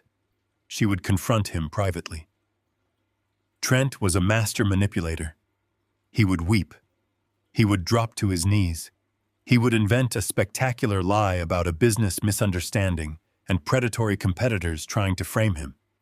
He would convince her that I was a confused, paranoid old man trying to ruin her happiness because I was afraid of losing her. He would weave a narrative of victimhood so compelling that Valerie, with her infinite capacity for empathy, might actually forgive him. He would escape the federal trap abscond with whatever assets he could liquidate and leave her emotionally bound to a phantom. Trent Lawson could not be exposed in private. The disease had to be excised in front of an audience. He needed to be stripped of his power, his wealth, and his reputation simultaneously. Valerie needed to see the mask slip in front of the very people he worshipped. She needed to witness his absolute destruction in the grand ballroom, so she would never for the rest of her life wonder if she had made a mistake by letting him go. She needed to survive the pain of tomorrow night, to be completely free of him forever. I tightened my grip on her cold hands. I looked deep into her eyes, channeling all the unwavering strength I possessed. I did not offer her hollow reassurances. I did not tell her that Trent was just stressed, or that things would miraculously improve after the ceremony. I grounded my response in the absolute reality of human nature. I told her that a marriage is not built on how a man behaves when the sun is shining and his bank accounts are full. I told her that she was a woman of immense value, carrying the exact same strength and grace her mother had possessed. I stated that she never had to apologize for demanding basic respect. I squeezed her hands gently and delivered the only truth that mattered. A man's true character is revealed when he thinks he has won, I said. Valerie searched my face, absorbing the words. She did not understand the lethal double meaning behind the phrase. She interpreted it through the lens of her own desperate hope. She assumed I meant that Trent was simply pushing himself to the finish line, and that once the wedding was over and the victory of their union was secured, He would finally relax and show his true loving nature. She wanted to believe the nightmare of his recent cruelty was just a temporary hurdle. She let out a long, shuddering sigh and leaned forward, resting her head against my chest. She thanked me. She told me I always knew how to make her feel grounded. She said she was just letting the bridal anxiety get the better of her. She promised she would put on a brave face for the rehearsal dinner tomorrow and stop doubting herself. I held my daughter into my arms, staring over her shoulder at the dark window of my study. I stroked her hair, feeling the heavy silk of her wedding dress against my wrists. I felt a profound, aching sorrow for the devastation I was about to unleash upon her. Tomorrow night, she would stand in the grand ballroom surrounded by her peers, and I was going to detonate her entire world. I was going to orchestrate the most public, humiliating destruction of the man she loved. It would shatter her heart 1,000 pieces. But it was the precise necessary surgery required to save her life. Valerie finally pulled away, wiping the dampness from her cheeks. She managed a small, fragile smile. She told me she was going to go upstairs and carefully pack the dress away. She told me to get some rest, because tomorrow was going to be a massive, exhausting day for our family. I watched her leave the study. The heavy oak door clicked shut, leaving me entirely alone in the quiet room. I walked back to my desk and powered up the encrypted monitor. The blue light washed over my face. I opened the secure portal and reviewed the final parameters of the operation. The bank confirmed the forged trust document was locked in the digital escrow, the timestamp and IP address permanently preserved. Evelyn Ross confirmed the federal prosecutor had signed the final warrants for wire fraud, aggravated forgery, and corporate embezzlement. The federal agents were scheduled to enter the hotel lobby at precisely 9:15 noon tomorrow evening. Gideon confirmed that Serena Vance had accepted the cash exit sequence and was prepared to enter the ballroom. Trent Lawson had spent the last 48 hours treating my daughter like an irritating burden because he believed his financial victory was already assured. He believed my signature on the trust document had saved his firm. He believed he had successfully outmaneuvered a frail old man and secured $3 million to cover his toxic margin calls. He believed he was going to walk into his rehearsal dinner as a conquering king, surrounded by the wealthy elite he so desperately wanted to emulate. He thought he had won. I closed the laptop and turned off the desk lamp. The study plunged into total darkness. The quiet, pathetic victim Trent thought he had manipulated was dead. Tomorrow night, the corporate liquidator would take the stage. The calm was officially over. The execution was ready to begin. The grand ballroom of the downtown Plaza Hotel was a sprawling cathedral dedicated to manufactured elegance. Crystal chandeliers suspended from the vaulted ceiling cast a warm and golden light over 30 circular tables. Each table was draped in imported ivory silk and anchored by massive floral centerpieces of white orchids and rare lilies. A professional string quartet played a seamless loop of classical music in the far corner of the room. Waiters in pristine white jackets moved silently through the crowd, carrying silver trays loaded with vintage champagne and imported caviar. It was a flawless display of elite social standing and absolute financial power. It was also a complete mirage. I sat at the center of the head table watching the spectacle unfold with a cold and calculating eye. Every single sip of champagne, every delicate orchid petal, and every note played by the musicians had been funded by the toxic leverage Trent Lawson was desperately trying to outrun. Trent had built this opulent palace of cards on a foundation of federal wire fraud and stolen equity. I looked out across the room at the invited guests. These were the ruthless institutional investors, the aggressive commercial developers, and the wealthy country club socialites that Trent worshipped. They laughed together and clinked their crystal glasses, entirely unaware that they were dining inside an active crime scene. Valerie sat quietly beside me. She wore a simple white evening gown that contrasted sharply with the heavy jewels and extravagant dresses worn by the women in the crowd. Her posture was rigid and defensive. Her hands were folded tightly in her lap. She was trying desperately to play the role of the joyous, radiant bride, but I could see the profound exhaustion shadowing her eyes. The heavy fluorescent lights of the hospital had been replaced by the soft glow of the chandeliers, but the emotional toll of the last few weeks was etched permanently into her features. She looked lost in the middle of her own celebration. She looked exactly like a woman who was slowly realizing she was tied to a man who viewed her as nothing more than a convenient asset. I kept my hands resting flat on the table, suppressing the violent urge to drag her out of the room and shield her from the devastation I was about to unleash. I knew the surgery required to save her life would be brutal. The sharp ringing of a silver spoon tapping against a crystal champagne flute cut through the low murmur of the ballroom. The string quartet stopped playing their instruments abruptly. The room fell into an expectant and heavy silence. Trent Lawson stood at the center of the head table. He looked magnificent in the eyes of his peers. He wore a custom-tailored tuxedo that draped flawlessly across his shoulders. His dark hair was impeccably styled. The deep shadows of panic and desperation that had haunted his eyes just 24 hours ago in my driveway were completely gone.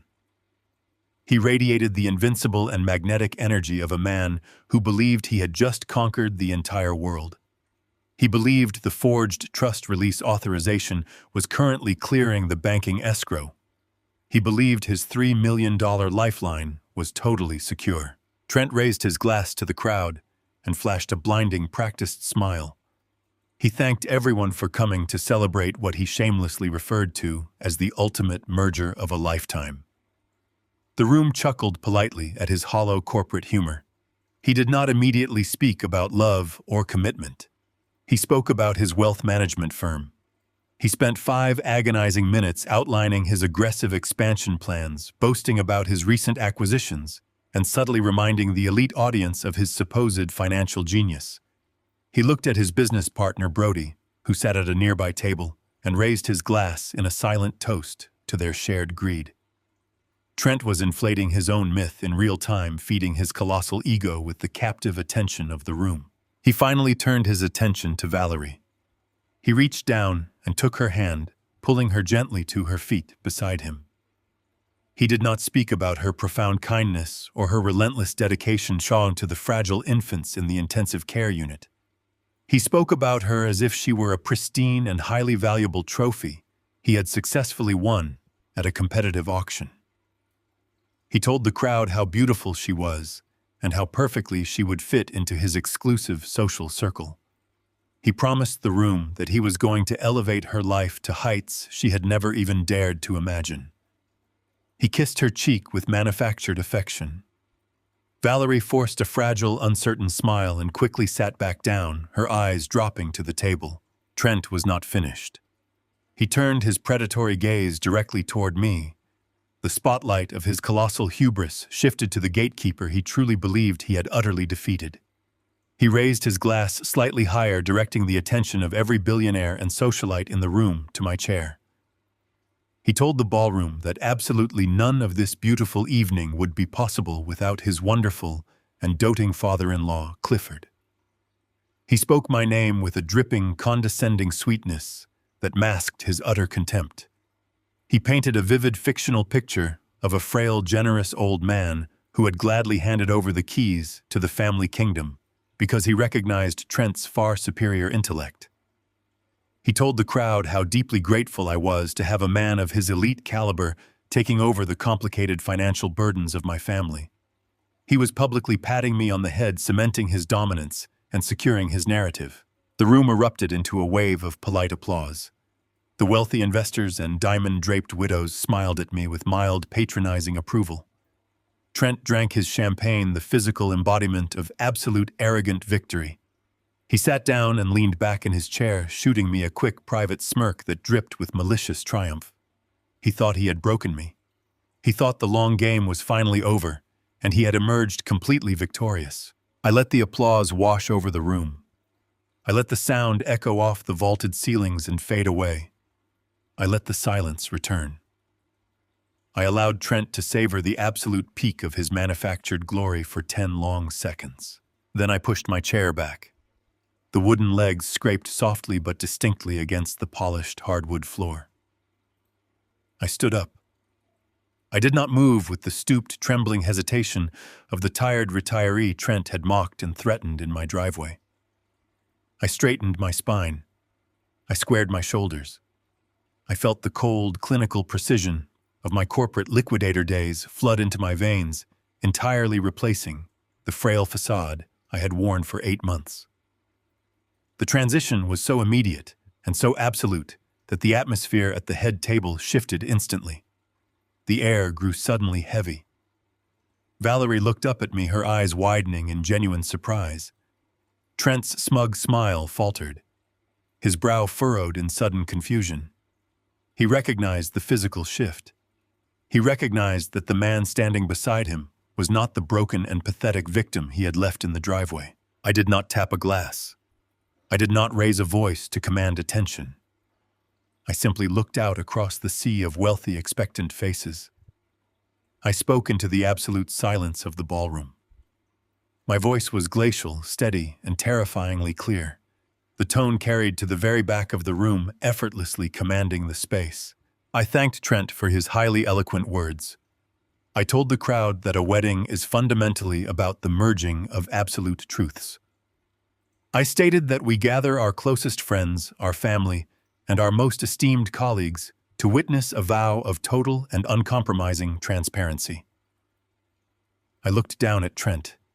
His face was beginning to pale rapidly. The first cold drops of genuine terror were pooling in his eyes. He realized something was terribly wrong, but his monumental ego prevented him from grasping the true magnitude of the trap closing around his throat. I turned my attention back to the crowd. I told them that Trent Lawson was a man who deeply appreciated the mechanics of high finance and aggressive leverage. I said he was a man who had built his entire professional reputation on the illusion of absolute control. I paused, letting the weight of my words settle over the silent room. I stated that it is a profound tragedy when a man begins to believe his own marketing materials. I told the audience that a man's true character is never revealed when he is negotiating a lucrative contract or charming a crowd of investors. I stated with lethal precision that a man's true character is revealed exactly at the moment he believes he has won. The grand ballroom was deathly quiet.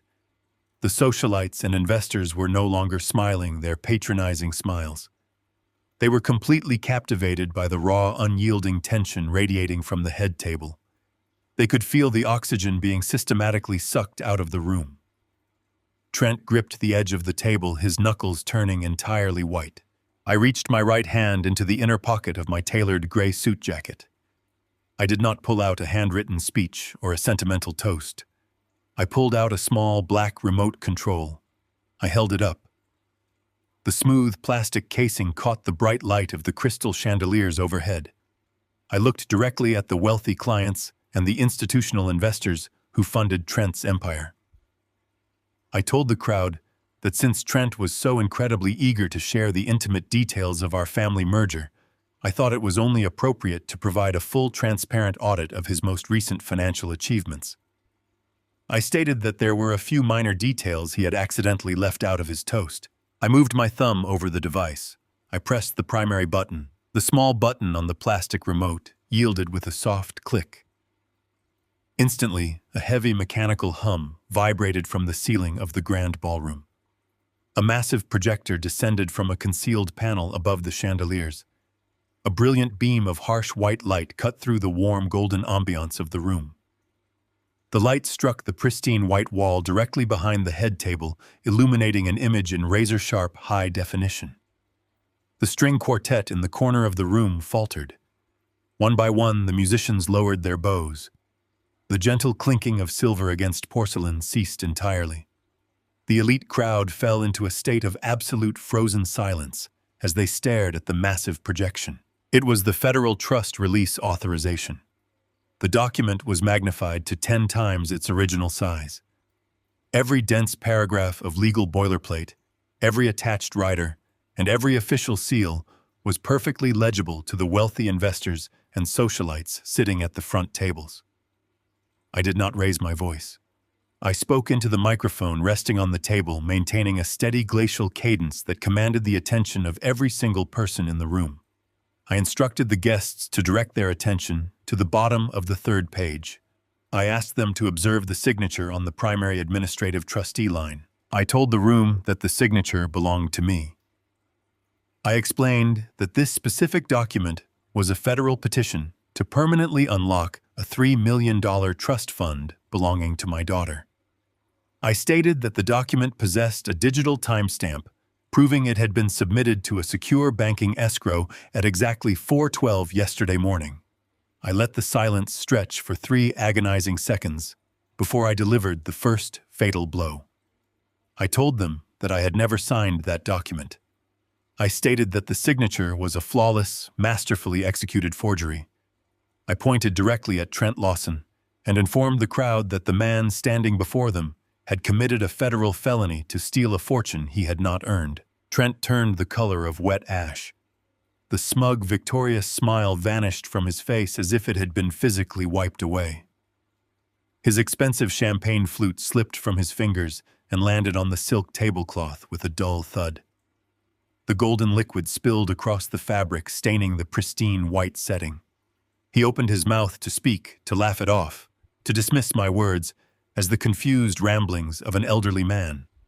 He raised his hands in a placating gesture toward his institutional investors. He tried to craft a joke. He stammered something about wedding stress and family misunderstandings. I did not allow him to gain a single millimeter of traction. I pressed the button on the remote for the second time. The forged trust document vanished from the wall. In its place, a brutal cascade of financial data flooded the screen. It was a sequence of digital wire transfer logs highlighted in bright red. The numbers were massive, undeniable, and entirely devastating. I turned my gaze away from Trent and looked directly into the eyes of the wealthy clients who had entrusted him with their millions. I told them that Trent Lawson was not a financial genius. I told them he was not a visionary wealth manager expanding his empire. I stated that he was a drowning man suffocating beneath $4 million of toxic commercial real estate debt. I guided their attention to the first highlighted transfer. I explained that Trent had deliberately baited me into depositing $250,000 of my personal retirement funds into his firm. I showed the crowd the exact routing numbers, proving that Trent had not invested a single cent of that money. I showed them the corresponding ledger, proving he had illegally diverted those funds within 24 hours to a commercial lending group in Manhattan, simply to cover a desperately overdue margin call. A collective gasp echoed through the grand ballroom. The atmosphere shifted violently from polite confusion to genuine financial terror. The men and women sitting at the lavish tables were not fools. They were sharks. They understood the immediate catastrophic implications of a wealth manager using new capital to pay off personal margin calls. They understood that Trent's firm was an insolvent shell game. The realization that their own portfolios were likely compromised hit them like a physical shockwave. The panic transferred instantly from Trent to the audience. At a table near the back of the room, Trent's business partner Brody realized the ship was sinking. Brody was a man who survived by abandoning his allies the moment the wind changed. He pushed his chair back quietly, trying to avoid drawing attention. He stood up and moved quickly toward the heavy oak doors at the rear of the ballroom, intending to slip out into the night and call his own defense attorneys. I watched him move from the corner of my eye. I did not need to intervene. Gideon stepped out of the velvet shadows near the exit. My private investigator stood like a mountain of quiet, immovable authority directly blocking the double doors. Gideon did not speak. He simply shook his head and crossed his arms over his chest. Brody froze in his tracks, his face draining of color, realizing he was entirely trapped inside the room with the consequences of his shared greed. Trent was completely unraveling. Sweat beaded on his forehead, ruining his impeccable styling. He pointed a trembling finger at the projection screen, shouting over the rising murmurs of the crowd. He claimed the documents were fabricated. He begged his investors not to listen to a bitter, paranoid old man. He turned to Valerie, desperately reaching out to grab her hands. He needed her to anchor his lie. He needed the bride to defend him so he could maintain the illusion of a tragic family dispute. I pressed the button on the remote for the third time. The visual evidence on the wall went completely black. The bright light vanished, leaving the room bathed only in the warm glow of the chandeliers. The sudden absence of data confused the crowd for a fraction of a second. Then the audio file began to play. The recording had been secured by Gideon weeks ago, during a late-night stakeout at the Financial District Athletic Club. The sound quality was crystal clear, amplified flawlessly by the ballroom's expensive acoustic system. Trent's voice echoed off the vaulted ceilings. It was his unmistakable, arrogant drawl. He was speaking to Brody in the private smoking lounge. The entire room listened as Trent complained bitterly about the sheer exhaustion of pretending to care about a rushed wedding. They listened as he bragged about the impending payout. Then the fatal sentence fell upon the room.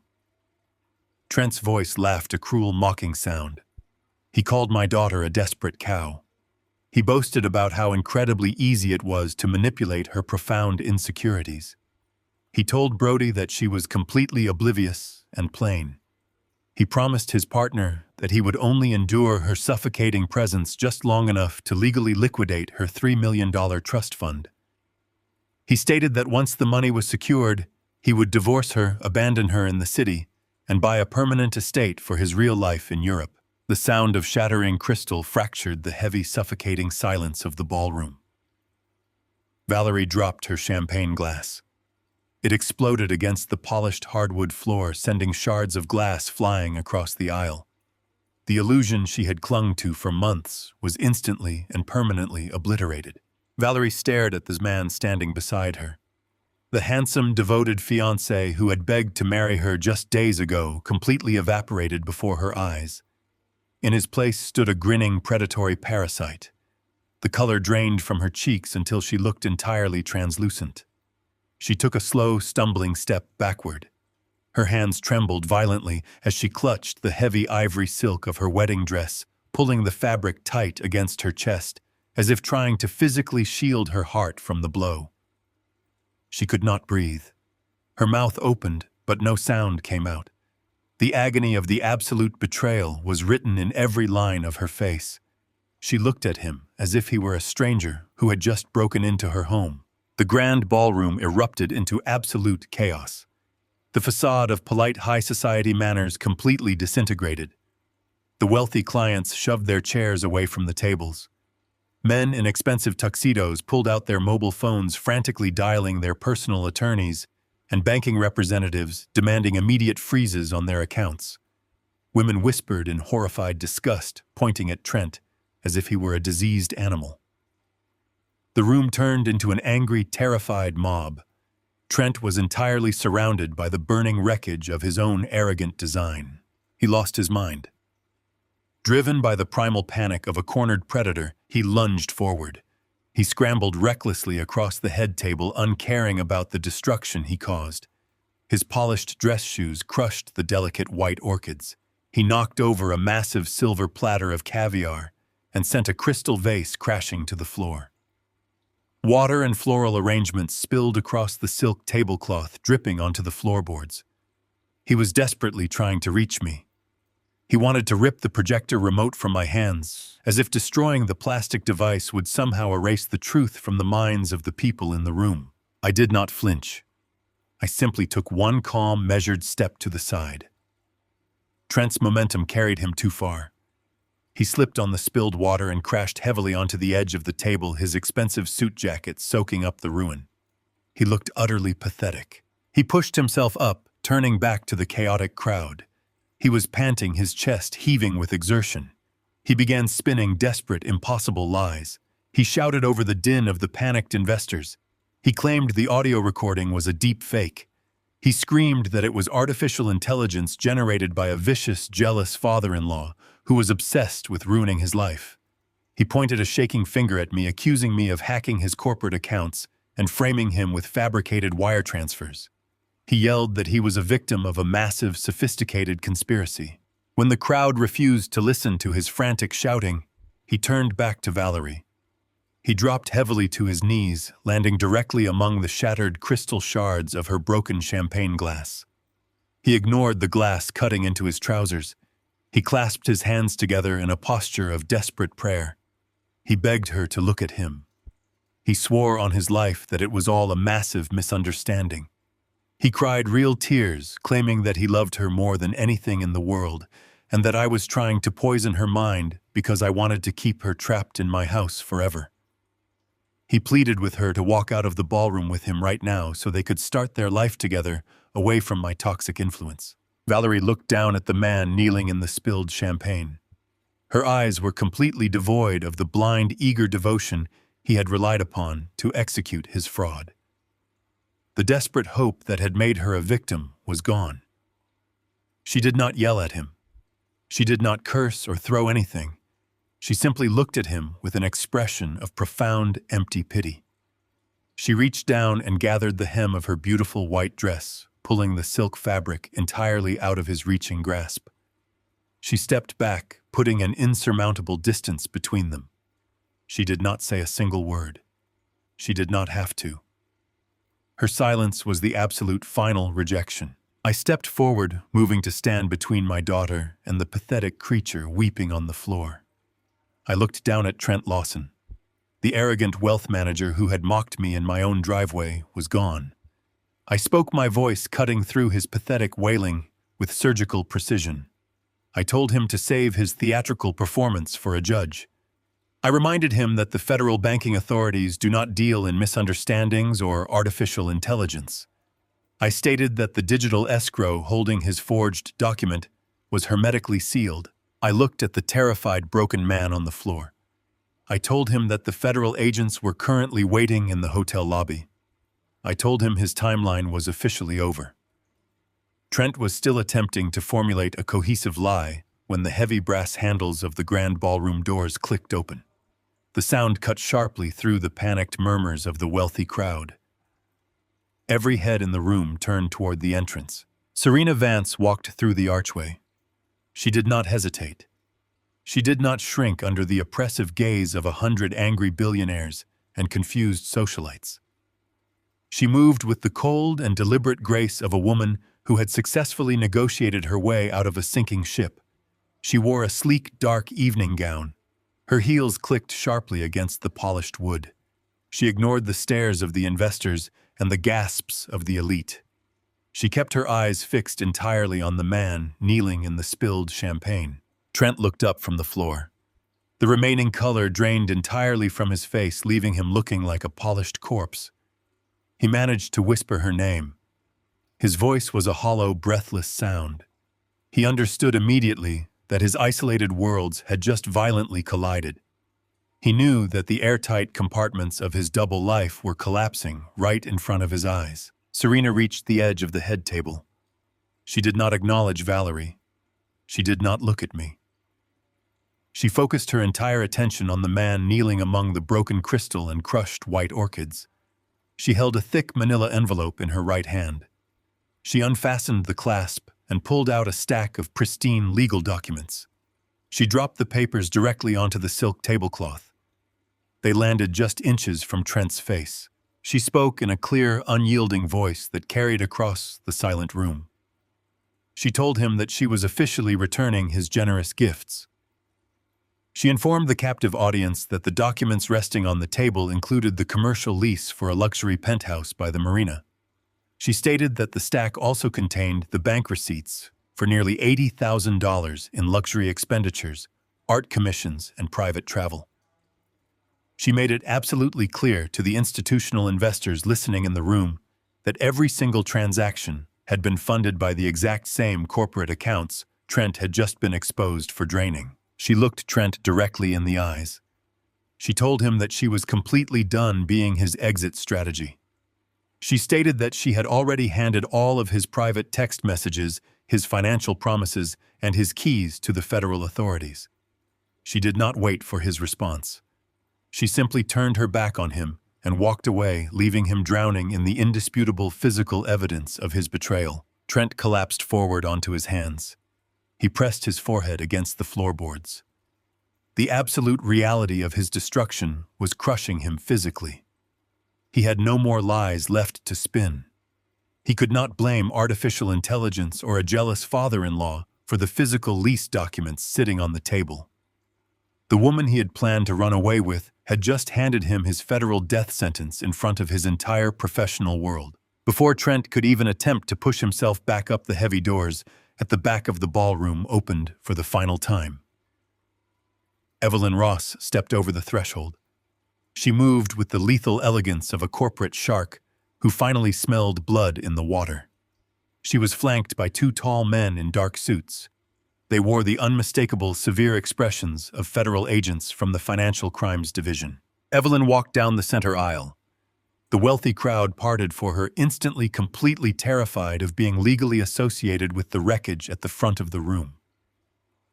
She stopped just a few feet away from the head table. She looked down at Trent with absolute professional disgust.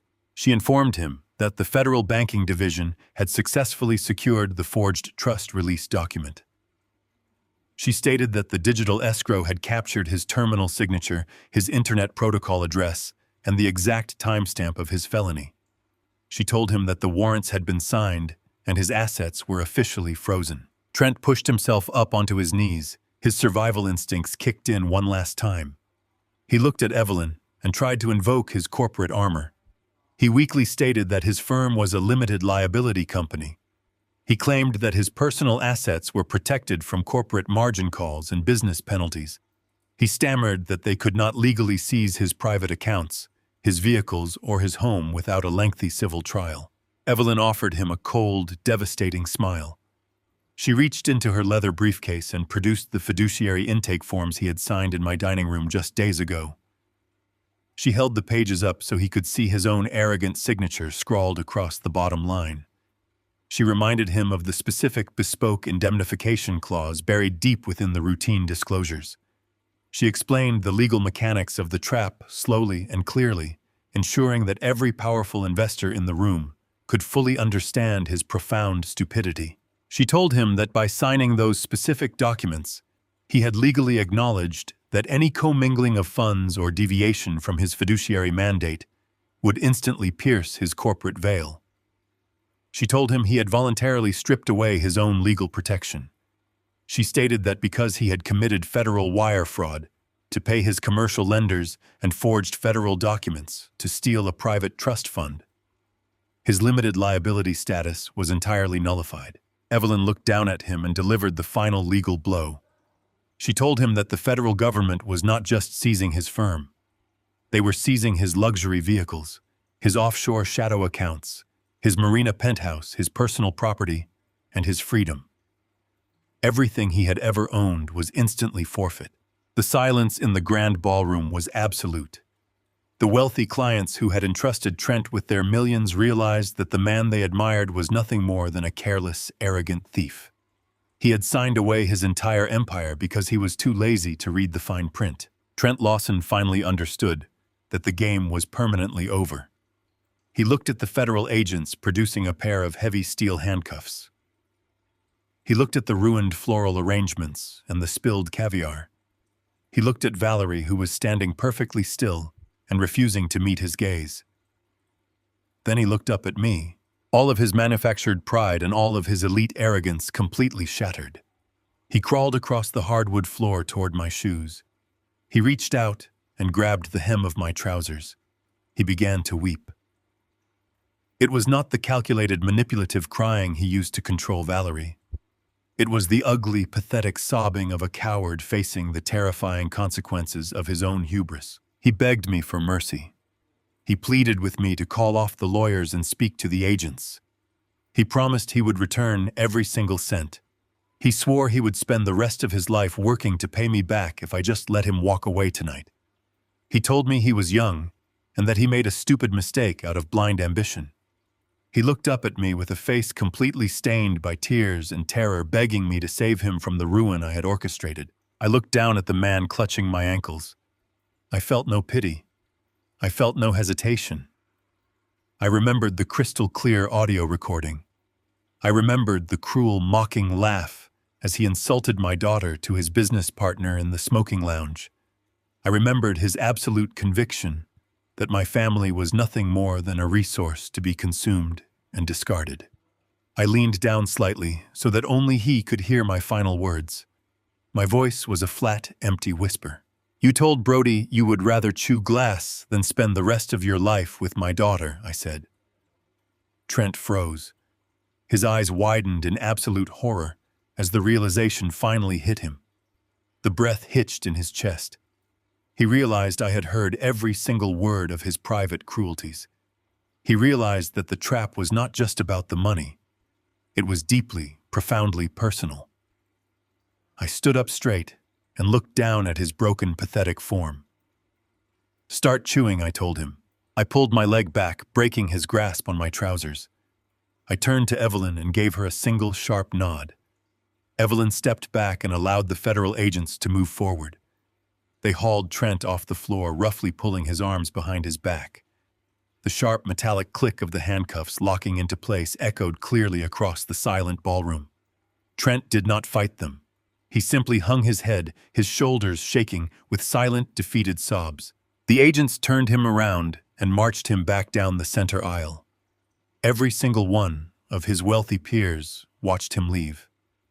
The institutional investors, the commercial developers, the socialites, they all stared at him with cold, unforgiving judgment. He was paraded through the very crowd he had tried to impress, a disgraced criminal stripped of his wealth, his reputation, and his dignity. The heavy oak doors closed behind him, shutting him out of the world he had sacrificed his freedom to join. I turned to Valerie. She was staring at the closed doors, her chest rising and falling with deep, steady breaths. The shock was beginning to fade, replaced by the clear, cold light of reality. She looked down at the beautiful white dress she was wearing. She looked at the spilled champagne, the ruined orchids, and the empty space where the illusion of her future had just stood. Then she looked up at me. I offered her my hand. She did not hesitate. She took my hand, holding it tightly. Her fingers were no longer trembling. The false foundation of her life had been violently ripped away, but she had survived the detonation. I led my daughter away from the head table, walking her out of the grand ballroom and leaving the permanent wreckage of Trent Lawson's empire far behind us. Trent Lawson was still scrambling across the hardwood floor, desperately attempting to formulate a cohesive lie when the heavy brass handles of the grand ballroom doors clicked open. The sharp sound cut directly through the panicked murmurs of the wealthy crowd. Every head in the room turned toward the entrance. Serena Vance walked through the archway. She did not hesitate. She did not shrink under the oppressive gaze of 100 angry billionaires and confused socialites. She moved with the cold and deliberate grace of a woman who had successfully negotiated her way out of a sinking ship. She wore a sleek, dark evening gown. Her heels clicked sharply against the polished wood. She ignored the horrified stares of the investors. She kept her eyes fixed entirely on the man kneeling among the spilled champagne and ruined white orchids. Trent looked up from the floor. The remaining color drained entirely from his face, leaving him looking like a polished corpse. He managed to whisper her name. His voice was a hollow, breathless sound. He understood immediately that his isolated worlds had just violently collided. He knew that the airtight compartments of his double life were permanently collapsing right in front of his eyes. Serena reached the edge of the head table. She did not acknowledge Valerie, who was standing perfectly still. She did not look at me. She focused her entire attention on Trent. She held a thick manila envelope in her right hand. She unfastened the clasp and pulled out a massive stack of pristine legal documents. She dropped the papers directly onto the silk tablecloth. They landed just inches from Trent's face with a heavy, authoritative thud. She spoke in a clear, unyielding voice that carried across the silent room. She told him that she was officially returning his generous gifts. She informed the captive audience that she had brought a complete research report detailing every single one of his hidden assets. She pointed to the top document and stated that it was the commercial lease for the luxury penthouse by the marina. She made sure the crowd knew that Trent had furnished the entire property with incredibly expensive custom pieces from the Lam Phuong Interior Furniture Company. Serena did not stop there. She pulled another stack of wire transfer logs from the envelope and dropped them over the lease. She told the room that Trent had been desperately washing his stolen corporate funds through ridiculous offshore ventures. She exposed his massive investments in a mobile application startup, tracing the funds directly to a digital registry under the package name COM example, Biklap Trint Didong. She also revealed that he had been funneling illicit cash into a commercial driving school franchise, operating out of Tai Nguyen, seeing the business as a pathetic front to hide the capital he had drained from his own clients. She looked Trent directly in the eyes. Her tone was strictly professional, entirely devoid of any meaningless emotion. She told him that she refused to be friendly about this.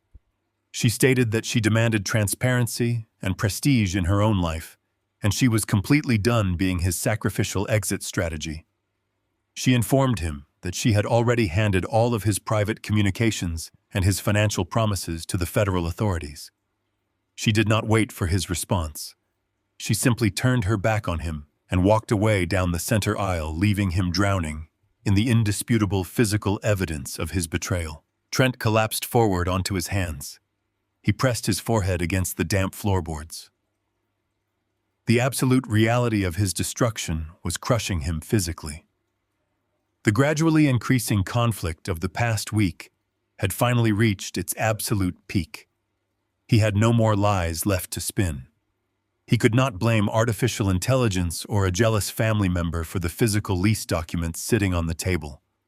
The woman he had planned to run away with had just handed him his federal death sentence in front of his entire professional world. Before Trent could even attempt to push himself back up, the heavy doors at the back of the ballroom opened for the final time. Evelyn Ross stepped over the threshold. She moved with the lethal elegance of a corporate shark who finally smelled blood in the water. She was flanked by two tall men in dark suits. They wore the unmistakable, severe expressions of federal agents from the Financial Crimes Division. Evelyn walked down the center aisle. The wealthy crowd parted for her instantly, completely terrified of being legally associated with the wreckage at the front of the room. She stopped just a few feet away from the head table.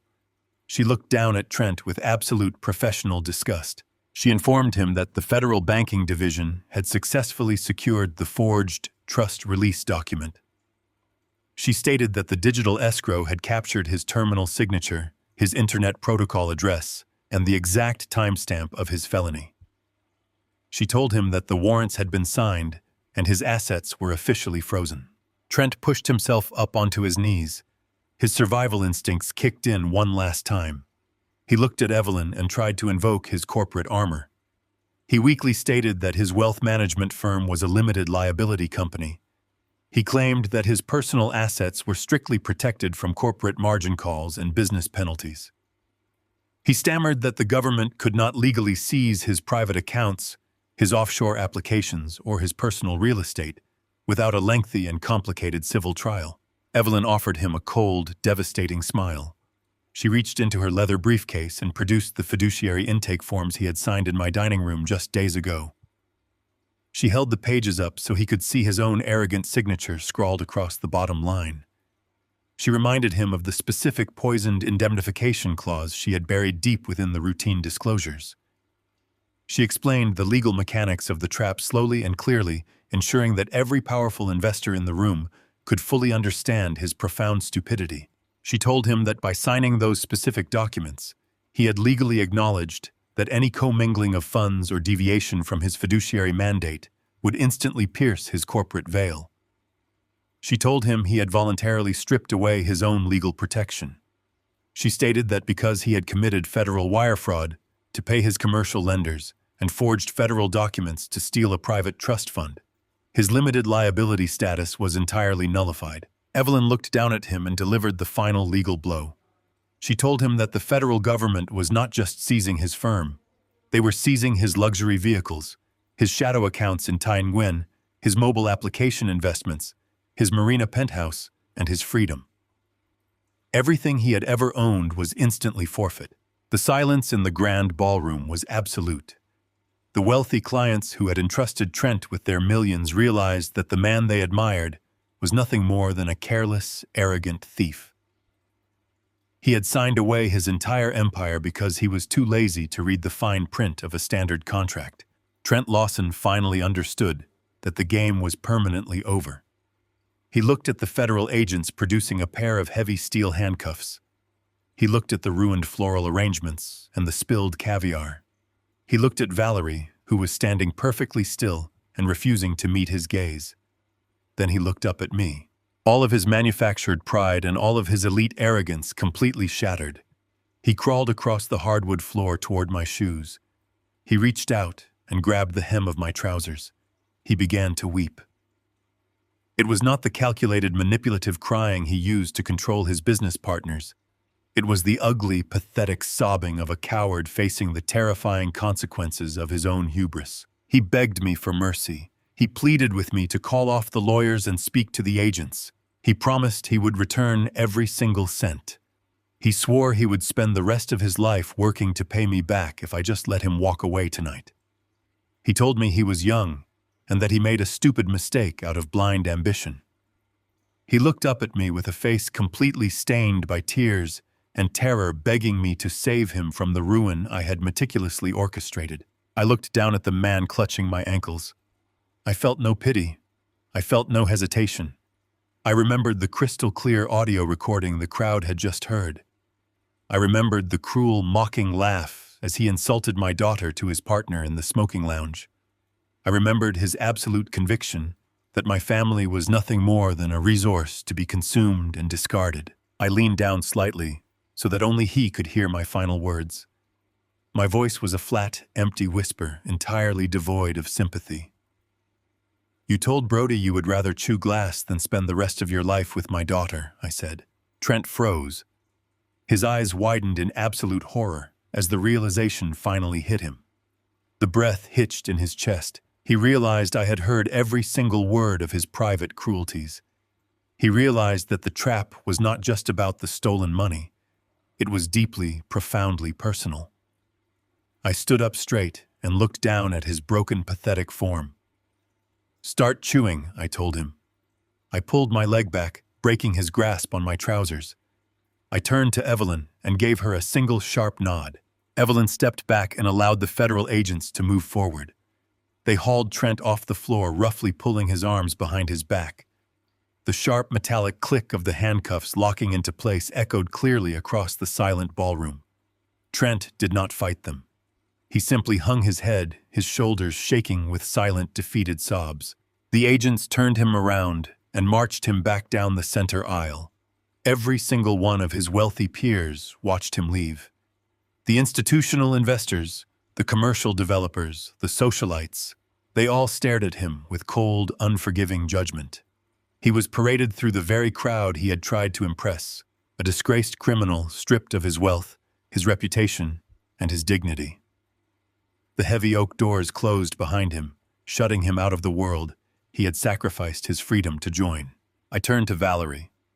She was staring at the closed doors, her chest rising and falling with deep, steady breaths.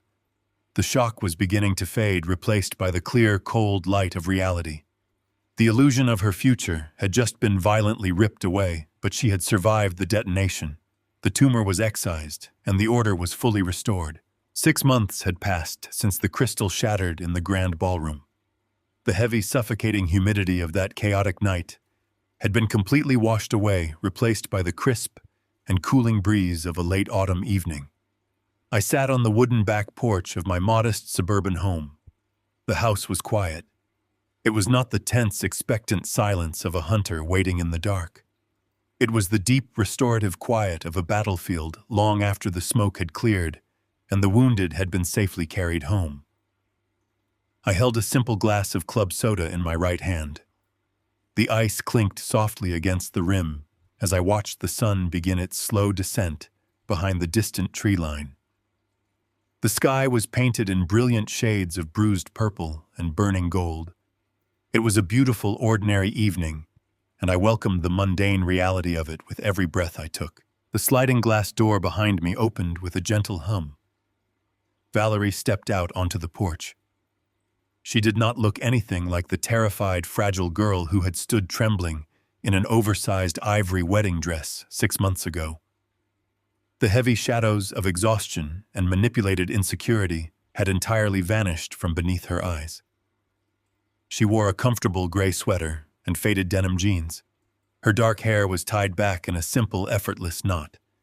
She held a thick leather folder tucked under her arm. When she walked, she moved with a new grounded certainty. The crushing weight of Trent's constant frantic gaslighting had been lifted from her shoulders. In its place, a hardened, sharper wisdom had settled into her posture. She pulled out the wooden chair next to mine and sat down, placing the leather folder squarely on the small patio table between us. She opened the folder and looked over the financial summaries printed on the crisp white pages. It was the complete unredacted portfolio of her $3 million trust fund. She was no longer waiting for a charming, aggressive wealth manager to dictate her future. She had taken absolute control of her own assets.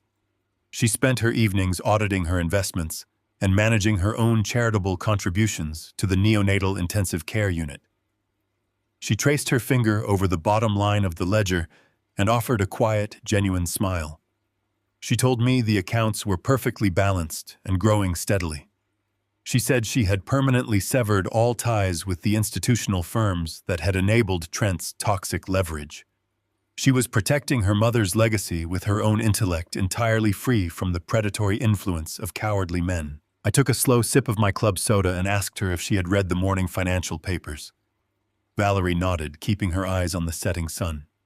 The final gavel had dropped in the federal courthouse just 48 hours ago. Trent Lawson was officially sentenced to 15 years in a federal penitentiary. He had been found entirely guilty of aggravated wire fraud, corporate embezzlement, and the forgery of federal administrative documents. His defense had collapsed before it even reached the courtroom floor. His loyal business partner, Brody, had taken one look at the sheer volume of incontrovertible evidence and immediately accepted a plea deal. Brody had completely flipped on Trent, testifying in excruciating detail about the stolen leverage, the offshore shadow accounts, and the luxury penthouse by the marina. Trent was left with absolutely nothing. His firm was liquidated to pay back the furious investors. His personal assets were seized by the federal banking authorities. The elite society he had sacrificed his soul to impress had completely erased his name from their memory. Valerie looked at me and confessed that she felt no pity for him. She said the memory of him kneeling among the broken orchids in the ballroom used to bring her to tears, but now it only brought her a profound sense of clarity. She told me the first few weeks after the rehearsal dinner were the darkest days of her life. She admitted that the absolute betrayal had nearly broken her spirit. But she realized that the pain of the truth was a clean, honest pain. It was a pain that allowed a wound to finally heal properly. She contrasted that with the slow, suffocating poison of living a lie. She thanked me, her voice steady and full of deep, unwavering respect. She thanked me for not letting her walk into a marriage where she would have spent the rest of her life shrinking herself to accommodate the massive ego of a fragile thief. I reached across the small table and covered her hand with mine. I told her that a father does not find any joy in breaking his daughter's heart. I explained that I did not orchestrate the destruction of Trent Lawson for the petty thrill of vengeance. Vengeance is an emotional, reckless pursuit. I told her that I had simply acted as a surgeon. When a malignant tumor threatens the life of the person you love more than anything in this world, you do not coddle it. You do not negotiate with it. You cut it out entirely, completely, and permanently, regardless of the immediate pain the surgery causes.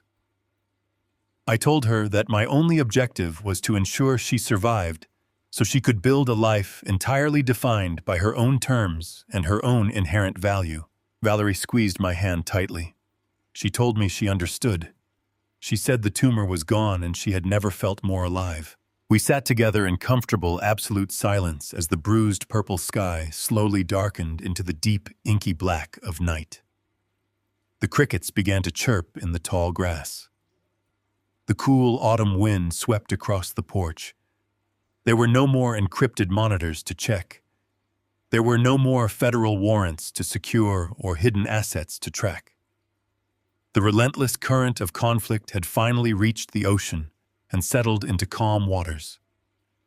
The long game was permanently over. The truth had eradicated the darkness. Order was completely restored to our family. The screen cuts to black. The story of Clifford and Valerie demonstrates a profound lesson about the true nature of love and protection. Authentic love does not mean shielding someone from every temporary pain or allowing them to remain comfortably blind to a dangerous reality. Sometimes, the most profound act of care is delivering a devastating truth that shatters a toxic illusion. True strength is found not in avoiding conflict, but in confronting manipulation with absolute transparency.